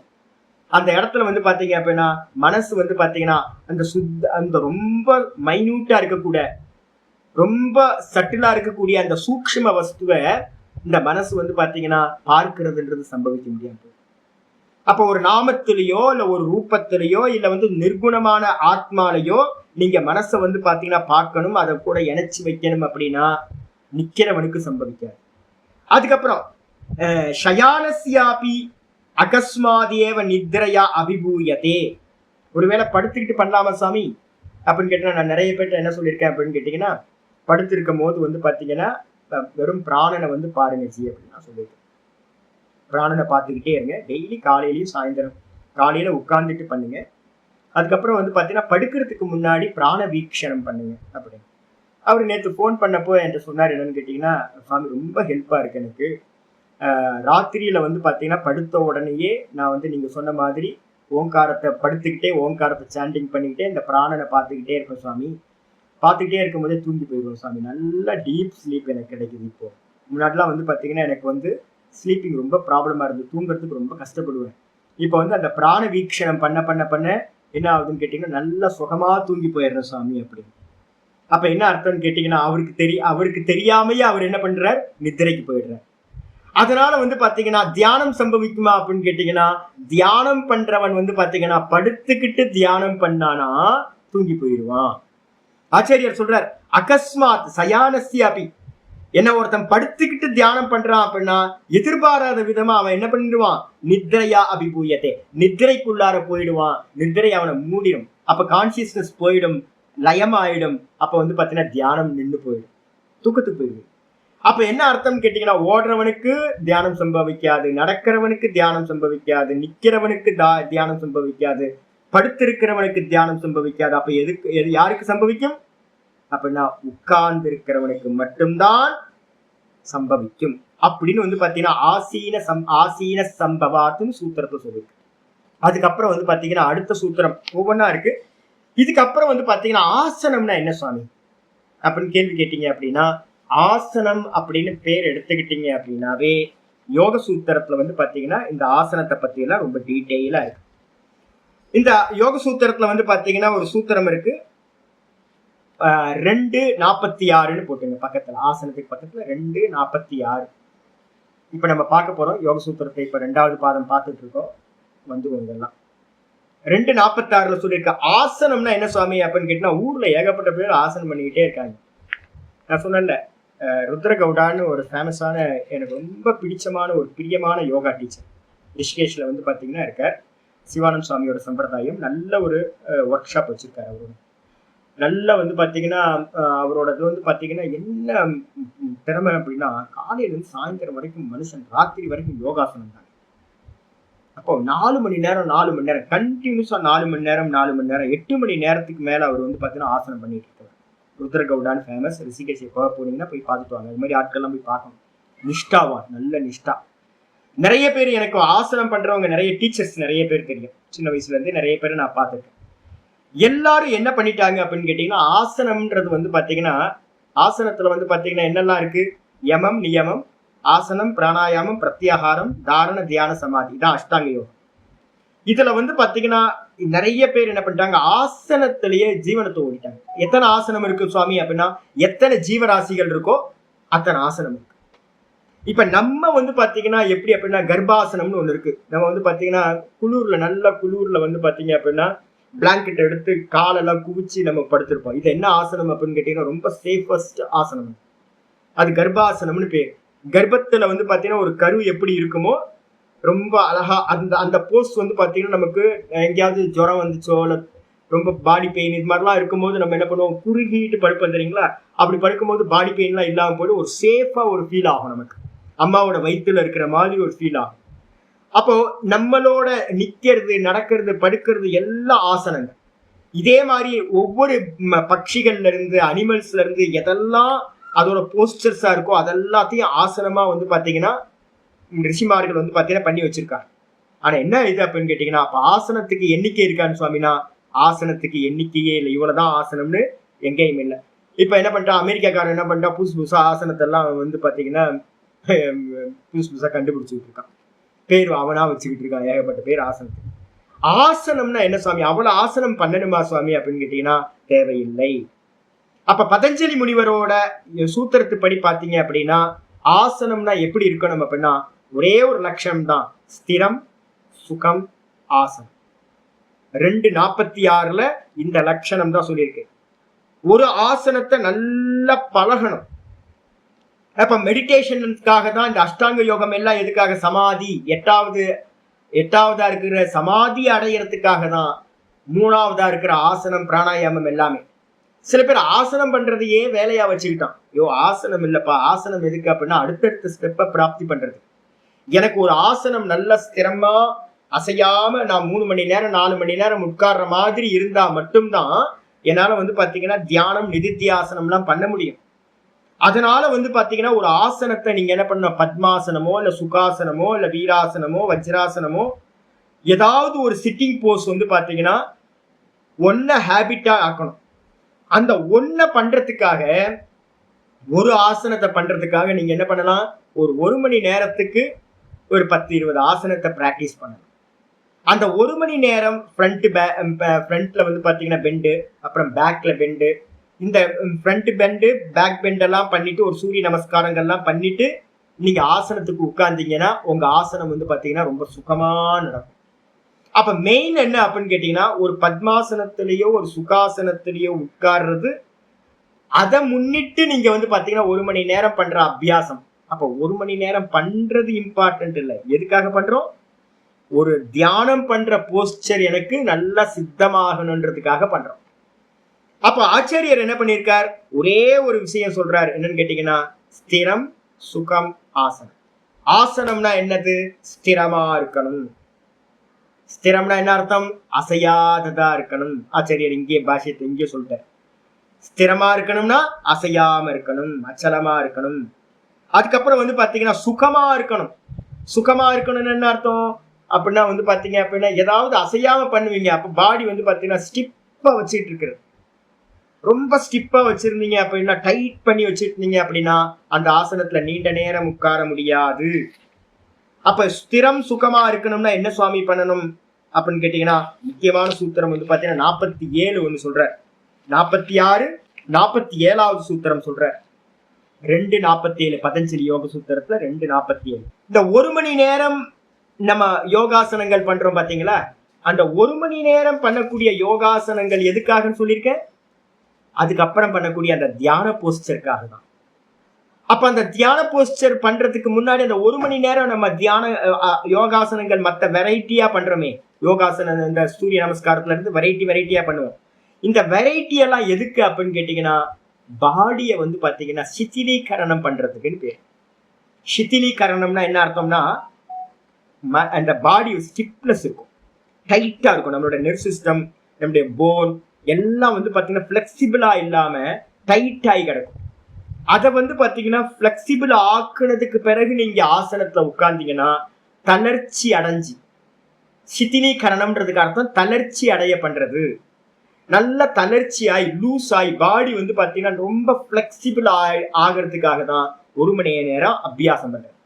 அதை பண்ணிட்டு ஆசனத்துல உட்கார்ந்து ஜபம் பண்ணீங்கன்னா 1 மணி நேரம் 2 மணி நேரம்லாம் கூட நீங்க என்ன பண்ணலாம், உங்க பாடி இருக்கிறதே உங்களுக்கு தெரியாம நீண்ட நேரம் உட்காரலாம். நிறைய பேர் என்கிட்ட சொல்லுவாங்க, சாமி 20 நிமிஷத்துக்கு மேல எனக்கு பாடி வந்து ஜாயிண்ட் பெயின் வருது, பேக் பெயின் வருது, ஷோல்டர் பெயின் வருது, இது மாதிரி சொல்லுவாங்க. கழுத்து வலிக்குது, எனக்கு உட்கார முடியல, பெண்ட் ஆயிடுறேன். இதெல்லாம் எதுக்கு அப்படின்னு கேட்டீங்கன்னா, நீங்க ப்ரிப்பரேஷன் இல்லாம ஒரு ஆசனத்துல உட்கார்ந்தீங்கன்னா 20 நிமிஷம் 40 நிமிஷத்துக்கு மேல என்ன பண்ணுவீங்க, கஷ்டப்பட ஆரம்பிச்சிருவீங்க. அப்ப கஷ்டப்பட்டீங்கன்னாவே அந்த ஆசனம் சரியில்லை. என்ன சொல்லியிருக்கோம், ஸ்திரம் சுகம் ஆசனம் சொல்லியிருக்கோம். ஸ்திரமா இருக்கணும், கம்ஃபர்டபுளா இருக்கணும், சுகமா இருக்கணும். அப்ப நீங்க சுகமா இல்லை அப்படின்னா உங்களுக்கு வந்து பாத்தீங்கன்னா ப்ரிப்பரேஷன் சரியில்லை அப்படின்னு அர்த்தம். அதுக்காக தான் நான் எல்லாத்தையும் சொல்றது, முடிஞ்ச அளவுக்கு என்ன பண்ணுங்க, காலையில ஒரு சூரிய நமஸ்காரத்தை, யாருக்கு ஆசனம் சரியா சித்தி ஆகலையோ அவங்களுக்கு முதல்ல கொஞ்சம் சூரிய நமஸ்காரத்தை, மினிமம் சூரிய நமஸ்காரத்தை ஒரு 5-6 சூரிய நமஸ்காரம் பண்ணீங்கன்னா அதுல எல்லாம் வந்துருது. 12 போஸ்டர்ல எல்லாம் ஃப்ரண்ட் பேக் எல்லா பெண்டும் வந்துடும். அப்படி பண்ணிட்டு அதுக்கப்புறம் வந்து பாத்தீங்கன்னா கொஞ்சம் பிராணாயாமத்தை பண்ணிட்டு ஆசனத்துக்கு வந்தீங்கன்னா அப்ப ஆசனம் வந்து பாத்தீங்கன்னா பாடி ரொம்ப பிளெக்சிபிளா போகும். அதனால வந்து பாத்தீங்க அப்படின்னா சிதிலீகரணம் பண்றது ரொம்ப இம்பார்ட்டன்ட். அப்ப 2:47 வந்து பாத்தீங்கன்னா சொல்லுது, சூத்திரம் சொல்லுது யோக சூத்திரத்துல, பிரயத்தன சைத்தில்ய ஆனந்திய சமாபத்திவ்யாம் அப்படின்னு ஒரு சூத்திரம் இருக்கு. என்னன்னு கேட்டா, பிரயத்தன சைத்தில்ய, நமக்கு உள்ளார என்ன இருக்குன்னா ஒரு நேச்சுரலாவே ஒரு எஃபர்ட் இருக்கு. எப்படியாவது ஒரு பிரயத்தனம் பண்ணிக்கிட்டே இருக்கும். இந்த பிரயத்தனம் பண்ணும்போது இந்த பாடி என்ன பண்ணும்னா ஆக்ஷன் சம்பவிச்சுக்கிட்டே இருக்கும். அதனால என்ன பண்ணணும் அப்படின்னு கேட்டீங்கன்னா, அந்த அந்த பிரயத்தனத்தை வந்து பாத்தீங்கன்னா பாடியில் இருக்கக்கூடிய அந்த பிரயத்தனம் என்னன்னா, அந்த நெர்வ் சிஸ்டம்னுடைய எல்லா தசைகள் எல்லாமே என்ன இருக்கும் அப்படின்னா ஒரு ஸ்டிஃப்னஸ் இருக்கும். ஒரு ஒர்க் பண்ணும் போது நமக்கு ஒரு ஸ்டிஃப்னஸ் இருந்தா தான் நம்ம ஒர்க் பண்றோம். அப்ப முதல் காரியம் என்ன பண்ணணும்னு கேட்டீங்கன்னா, அந்த ஸ்டிஃப்னஸ் வந்து பாத்தீங்கன்னா பிரயத்தனம் சொல்றோம். அதை வந்து என்ன பண்றோம் அப்படின்னா லூஸ் பண்றது. அதுக்காக தான் முதல்ல கொஞ்சம் ஆசனங்கள் பண்றது. ஆயிடுச்சா? இதுக்கப்புறம் சரி பண்ணிட்ட சுவாமி, முதல்ல அந்த சிதிலீகரணம், அதுக்கு என்ன ப்ராசஸ்க்கு பேர் என்ன பேரு, சிதிலீகரணம், தளர்ச்சி அடைய செய்தல். பாடியை ஃபுல்லா, இப்ப என்ன கேட்டீங்க அப்படின்னா, சாமி உங்களுக்கு பாடி இப்படி டைட்டா இருக்கணும், எனக்கு பாடி வந்து பாத்தீங்கன்னா ரப்பர் மாதிரி இருக்கும். முன்னாடில இருந்து பண்ணது நிறைய அபியாசம் வந்து பாத்தீங்கன்னா என்னோட பாடி இருக்கிறது எனக்கு தெரியாது, எங்கேயுமே டைட்டே இல்லை. ஒரு துணி மாதிரி, துணியை எடுத்து போட்டீங்கன்னா அந்த துணியை வந்து பாத்தீங்கன்னா எப்படி கிடக்குமோ அது மாதிரி நம்ம பாடி வந்து பாத்தீங்கன்னா தளர்ந்து இருந்துச்சு அப்படின்னா மனசு வந்து பாத்தீங்கன்னா ரொம்ப தளர்ந்துருக்கும்.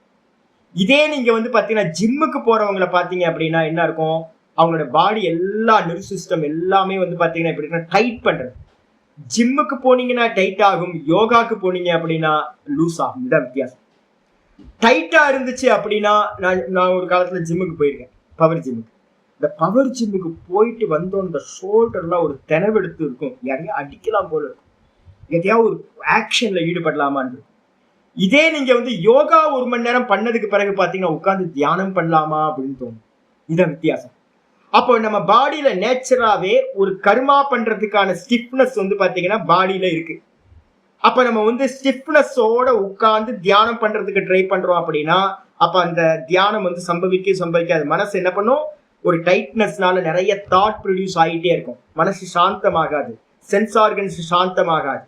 அப்ப முக்கியமான காரியம், முதல்ல பண்ற காரியம் சிதிலீகரணம் பண்ணணும் வச்சுங்க. சரி, சிதிலீகரணம் பண்ணிட்டு வந்து உட்கார்ந்து தியானம் பண்றோம். முதல்ல ப்ரிப்பரேஷன், நிதித்தியாசனத்துக்கு போறதுக்கு முன்னாடி நிறைய ப்ரிப்பரேஷன். இப்படி உட்கார்ந்ததுக்கு பிறகு வந்து பாத்தீங்கன்னா அனந்த சமாபத்திபியாம். அனந்த சமாபத்தி அப்படின்னா என்ன அர்த்தம்னா, எண்ட்லெஸ்ஸா இருக்கிறத வந்து முதல்ல மனசுக்குள்ளார நினைச்சுக்கணும். எதை பத்தி எல்லாம் நினைக்கிறது அப்படின்னு கேட்டீங்கன்னா, நம்ம வந்து பாத்தீங்கன்னா எந்த ஒரு ஜபம் பண்ணும் போதும் பூஜை பண்ணும் போதும் கூர்மாசனத்தை வந்து ஆசனம் விநியோகா அப்படின்னு வந்து பாத்தீங்கன்னா ஆசனத்தை விநியோகம் பண்றதுக்கு ஒரு விதி வச்சிருக்கு. அந்த விதியில வந்து பாத்தீங்கன்னா, ஆசன விதியில வந்து பாத்தீங்கன்னா முதல்ல எல்லா தேவதைகளுக்கும் என்ன இருக்கு தெரியுங்களா உங்களுக்கு? எந்த தேவதையா இருந்தாலும் கீழே வந்து பாத்தீங்கன்னா கூர்மாசனம் அப்படின்னு இருக்கும். கூர்மம் வந்து பாத்தீங்கன்னா வச்சிருக்கோம். ஆமை 4 கால்ல வந்து பாத்தீங்கன்னா நல்ல பிரதிஷ்டை ஆயிருக்கும். அதுக்கு மேலதான் வந்து தேவதைகளுக்கு வந்து பாத்தீங்கன்னா ஆசனத்தை வந்து பாத்தீங்கன்னா வச்சிருப்போம். கூர்மாசனம் அப்படின்னு பேர் அதுக்கு. அப்ப எதெல்லாம் வந்து பாத்தீங்கன்னா சாஸ்திரத்துல சொல்லப்பட்டிருக்கு அப்படின்னு கேட்டீங்கன்னா, வராகமூர்த்தி இந்த பூமியவே வந்து பாத்தீங்கன்னா என்ன பண்ணாரு, கடலுக்குள்ளார இருந்து பூமி கீழே இருந்து பாதாளத்துல இருந்து மேல கொண்டு வந்தார். அப்ப வராகமூர்த்தியை வந்து பாத்தீங்கன்னா தியானம் பண்றது. அதுக்கப்புறம் வந்து கூர்ம அவதாரமா இருக்கக்கூடிய விஷ்ணு பகவான கூர்ம அவதாரத்தை பண்றது வராகம். அதுக்கப்புறம் கூர்மம்னா ஆமை. அதுக்கப்புறம் பிருத்திவி. இந்த பிருத்திவி வந்து பாத்தீங்க அப்படின்னா ரொம்ப ஸ்திரமா இருக்கான். இந்த பிருத்திவியை வந்து தியானம் பண்றது. அம்மாவை வந்து பாத்தீங்கன்னா பூமி மாதாவை வந்து பாத்தீங்கன்னா நாங்க டெய்லி எப்பவுமே வந்து ஆசனத்தை உட்காரும் போது ஆசன விதியில வந்து பாத்தீங்கன்னா ஆசனே விநியோகா அப்படின்னு சொல்லிட்டு வந்து பாத்தீங்கன்னா நான் நாளைக்கு ஸ்லோகங்கள்லாம் சொல்றேன். அப்ப தொட்டு வந்து பாத்தீங்கன்னா நமஸ்காரம் பண்ணி பூமி மாதாவை நமஸ்காரம் பண்ணிக்கிட்டு ஆசனத்துல உட்கார்றது. இந்த பூமி எப்படி ஸ்திரமா அசையாம இருக்கோ அதே மாதிரி நானும் என்னுடைய ஆசனமும் ஸ்திரமா இருக்கணும்னு பிரார்த்தனை பண்றது. இந்த பூமி வந்து பாத்தீங்கன்னா எண்ட்லெஸ், அனந்தம்னு பேர். அதுக்கப்புறம் வேற என்ன அனந்தம் சுவாமி அப்படின்னா, வாயு அனந்தம், ஜலம் அனந்தம். இந்த பஞ்சபூதங்கள்ல வந்து பாத்தீங்கன்னா எல்லாம் அனந்தம். இருக்கிறதுல ரொம்ப அனந்தம் எது சுவாமி அப்படின்னா, ஜலத்தை விட்டுருங்க. ஜலம் வந்து பாத்தீங்கன்னா சலிச்சுக்கிட்டு இருக்கு. அதுக்கப்புறம் அக்னியும் என்னவா இருக்கு, கொழுந்து விட்டு எரியும் போது சலிச்சுக்கிட்டு இருக்கு. அதே மாதிரி வாயு என்ன இருக்கு, வீசிக்கிட்டு இருக்கு. அப்போ வந்து பாத்தீங்கன்னா ஜலம், அக்னி, வாயு இந்த 3 எண்ட்லெஸ்ஸா இருந்தாலும் பெருசா இருந்தாலும் இந்த 3த்தை தியானம் பண்ண வேண்டாம். அதுக்கப்புறம் எதை பண்ணணும் அப்படின்னு கேட்டீங்கன்னா, பிருத்திவி அசையாதது, அதே மாதிரி ஆகாசம் அசையாதது. அப்ப இந்த ஆகாசம் வந்து பாத்தீங்கன்னா ரொம்ப எண்ட்லெஸ்ஸா இருக்கிறது. அப்ப என்ன பண்ணணும்னு கேட்டீங்கன்னா, இந்த 2 தத்துவத்தையும் தியானம் பண்றவங்க முதல்ல ஒரு 5 நிமிஷம் வந்து பாத்தீங்க அப்படின்னா அதை பண்ணணும். அப்ப வந்து பாத்தீங்கன்னா கூர்ம அவதாரம், வராக அவதாரம், அதுக்கப்புறம் வந்து பாத்தீங்க அப்படின்னா பிருத்திவி, அதுக்கப்புறம் வந்து பாத்தீங்கன்னா இந்த ஆகாசம். இந்த தத்துவங்கள்ல வந்து பாத்தீங்கன்னா நீங்க அது இல்லாம வந்து ரொம்ப சுவாமி எனக்கு இதோட நல்ல ஏதாவது ஒரு வழி சொல்லுங்க அப்படின்னா, கணபதியோட போஸ்டர் பாத்தீங்க அப்படின்னா எப்படி இருக்கும், பிடிச்சு வச்ச மாதிரி கரெக்டா உட்கார்ந்து இருப்பாரு. அவரோட போஸ்ட் பாத்தீங்கன்னா கீழே பேஸ் வந்து பக்காவா இருக்கும். ஆசன சித்திக்காக வந்து பாத்தீங்கன்னா கணபதியை வந்து பாத்தீங்கன்னா தியானம் பண்ணிக்கிட்டு அவரை கொஞ்ச நேரம் தியானம் பண்ணிட்டு ஆசனத்தை ஸ்டார்ட் பண்றது. இது மாதிரி பண்றதுனால ஒண்ணு சிதிலீகரணம்னு பாடிய லூஸ் பண்ணணும். அதுக்கப்புறம் வந்து பாத்தீங்க அப்படின்னா தியானம் பண்றதுக்கு முன்னாடி இதெல்லாத்தையும் ஏதாவது ஒரு போட்டோஸ் வச்சுக்கணும். நல்ல கூர்ம அவதார போட்டோ இருக்கு, வராக மூர்த்தியோட போட்டோ இருக்கு, அதுக்கப்புறம் பூமி மாதாவோட போட்டோ இருக்கு, பூதேவி ஸ்ரீதேவி சகிதமா இருக்கிறது.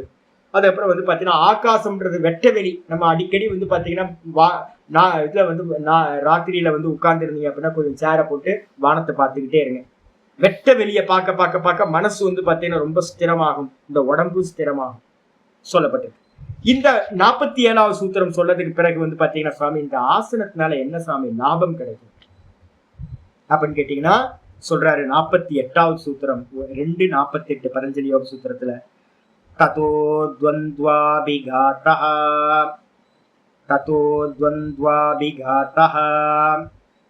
ரொம்ப அருமையான ஸ்லோகம்.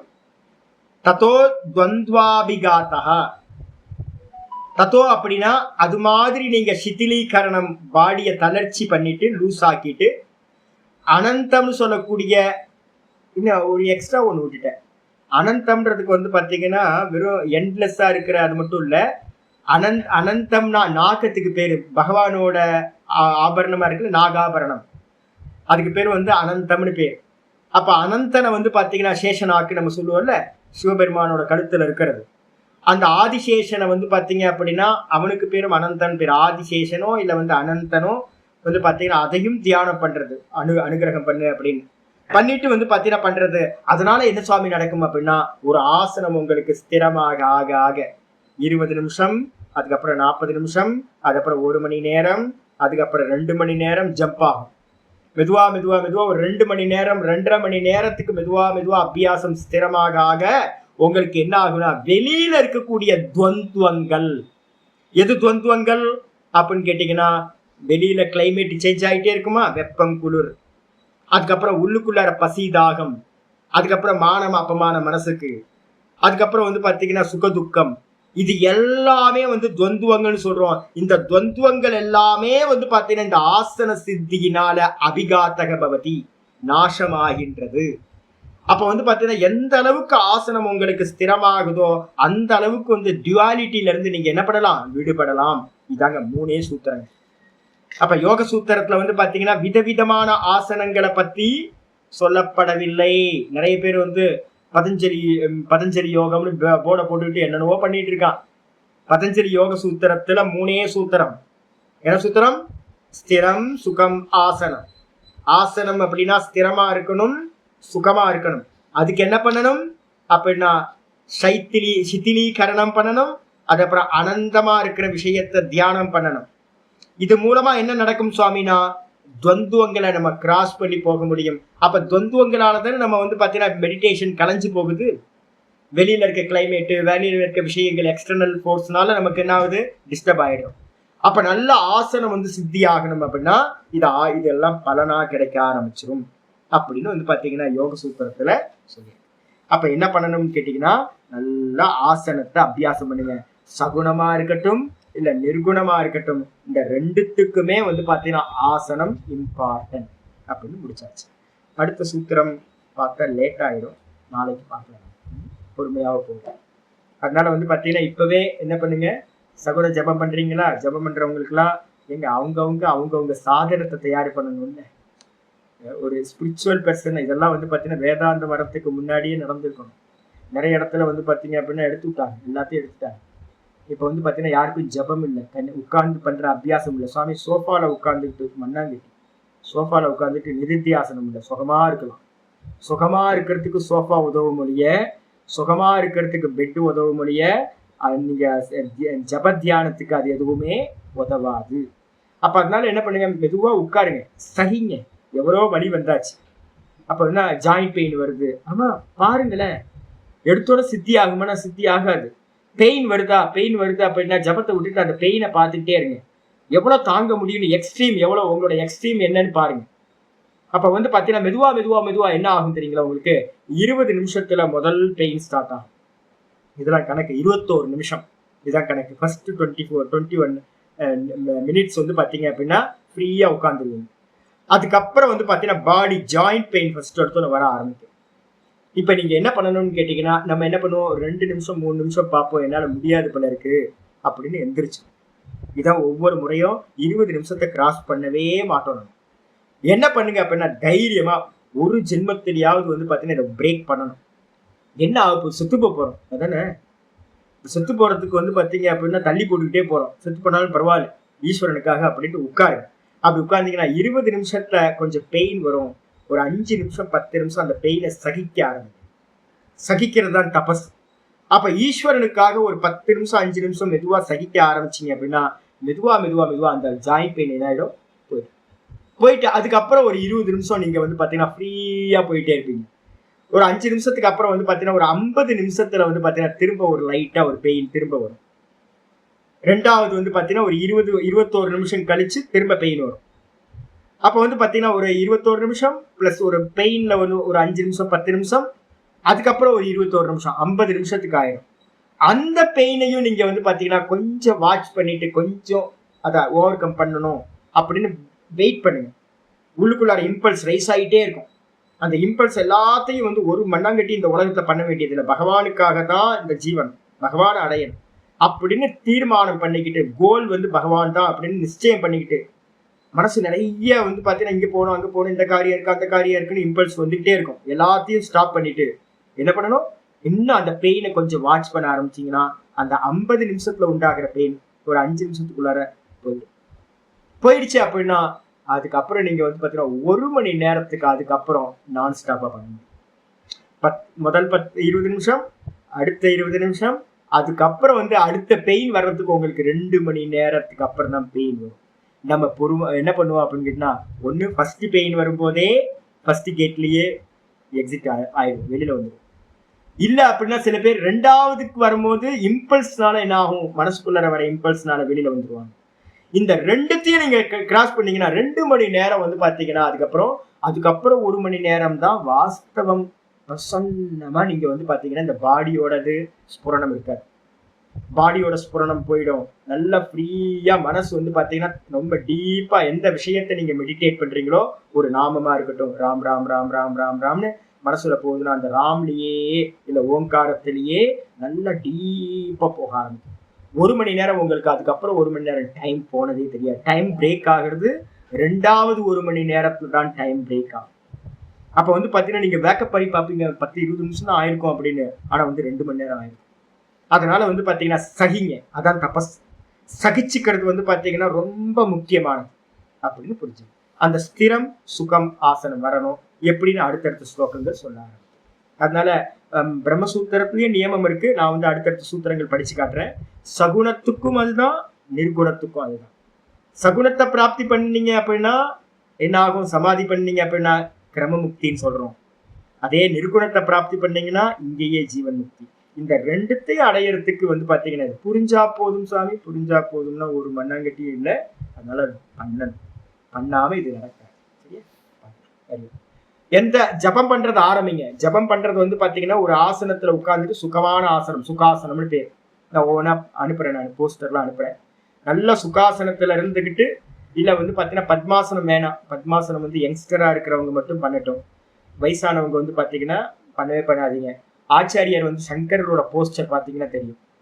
ஒரு காலுக்கு மேல ஒரு காலை வந்து பாத்தீங்கன்னா இப்படி வச்சிருக்காரு, இவ்வளவுதான், வேற எதுவுமே இருக்காது. இது வந்து பாத்தீங்கன்னா சுகாசனத்துல ஒரு வெரைட்டி. இதே வந்து பாத்தீங்கன்னா இப்படி வச்சீங்க அப்படின்னா நம்ம சம்மணம் போட்டு உட்காருவோம்ல, அதையே கொஞ்சம் மாத்தி கொஞ்சம் பண்ணீங்க அப்படின்னா அதான் வாஸ்தவ சுகாசனம். அது உட்கார்ந்தீங்க அப்படின்னா, இப்ப நாங்கெல்லாம் சுகாசனத்துல தான் நான் அதிகமா முன்னாடி சின்ன வயசுல எல்லாம் நல்லா பத்மாசனம் பண்ணேன். அதுக்கப்புறம் ஒரு ஏஜுக்கு மேல நான் என்ன பண்ணேன்னு கேட்டீங்கன்னா அதை வச்சுக்கிட்டு ரொம்ப தூரம் போறது கஷ்டம்ன்றதுனால சுகாசனத்துக்கு மாத்தேன். சுகாசனம் வந்து பாத்தீங்கன்னா ரொம்ப கம்ஃபர்டபுளா இருக்கும் உங்களுக்கு. அதனால வந்து பாத்தீங்கன்னா இந்த நம்மளுடைய தொடைகள் வந்து பாத்தீங்கன்னா பூமியை வந்து படணும்.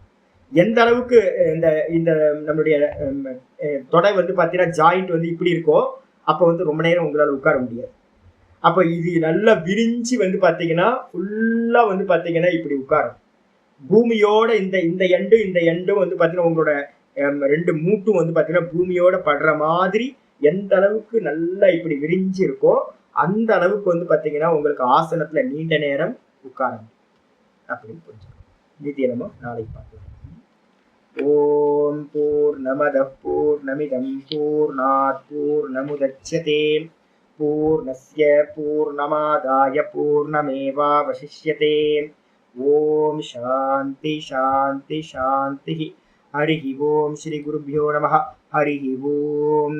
ஓம் கீதா சாஸ்திரமிதம் புண்ணியம் யः படேத் பிரயதः புமான் விஷ்ணோ பதமவாப்னோதி பயசோகாதிவர்ஜிதः.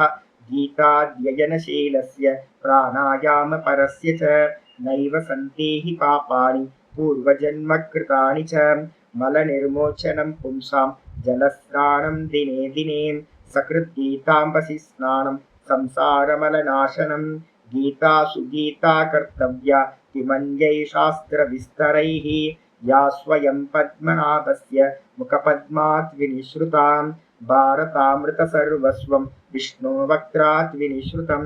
गीता गङ्गोदकं पीत्वा पुनर्जन्म न विद्यते. सर्वोपनिषदो गावः दोग्धा गोपालनन्दनः. पार्थो वत्ससुधीर्भोक्ता दुग्धं गीतामृतं महत्. ஏகம் சாஸ்திரம் தேவகி புத்திர கீதம் ஏகோ தேவோ தேவகி புத்திர ஏவ ஏகோ மந்திரஸ்தஸ்ய நாமானி யானி கர்மாப்யேகம் தஸ்ய தேவஸ்ய சேவா இது ஸ்ரீமத் பகவத்கீதா மாஹாத்மியம் சம்பூர்ணம். ஓம் ஸ்ரீ கிருஷ்ணாய பரமாத்மனே நமः. ஸ்ரீ கிருஷ்ண கிருஷ்ண கிருஷ்ண. காயேன வாசா மனசேந்திரியைர்வா புத்யாத்மனா வா பிரகிருதிர்ஸ்வபாவாத் கரோமி யத் சகலம் பரஸ்மை நாராயணாயேதி சமர்ப்பயாமி. ஓம் தத்சத் இதி பரபிரம்மார்ப்பணமஸ்து.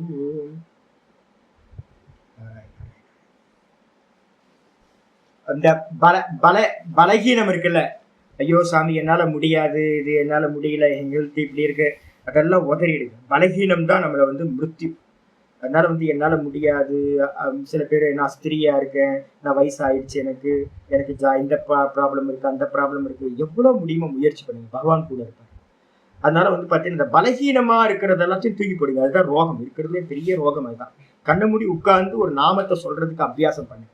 20 நிமிஷம், 40 நிமிஷம், 1 மணி நேரம், எவ்வளவு தூரம் நம்ம சகுனத்துல அதிகமா பண்றோமோ மெதுவா நம்ம ஃபியூச்சர்ல நிதித்தியாசன நிர்குணத்துக்கு போறதுக்கு ஹெல்ப் ஆகும். அப்ப சகுனத்திலிருந்து நம்ம ஆரம்பிக்கலாம். நமஸ்காரம்.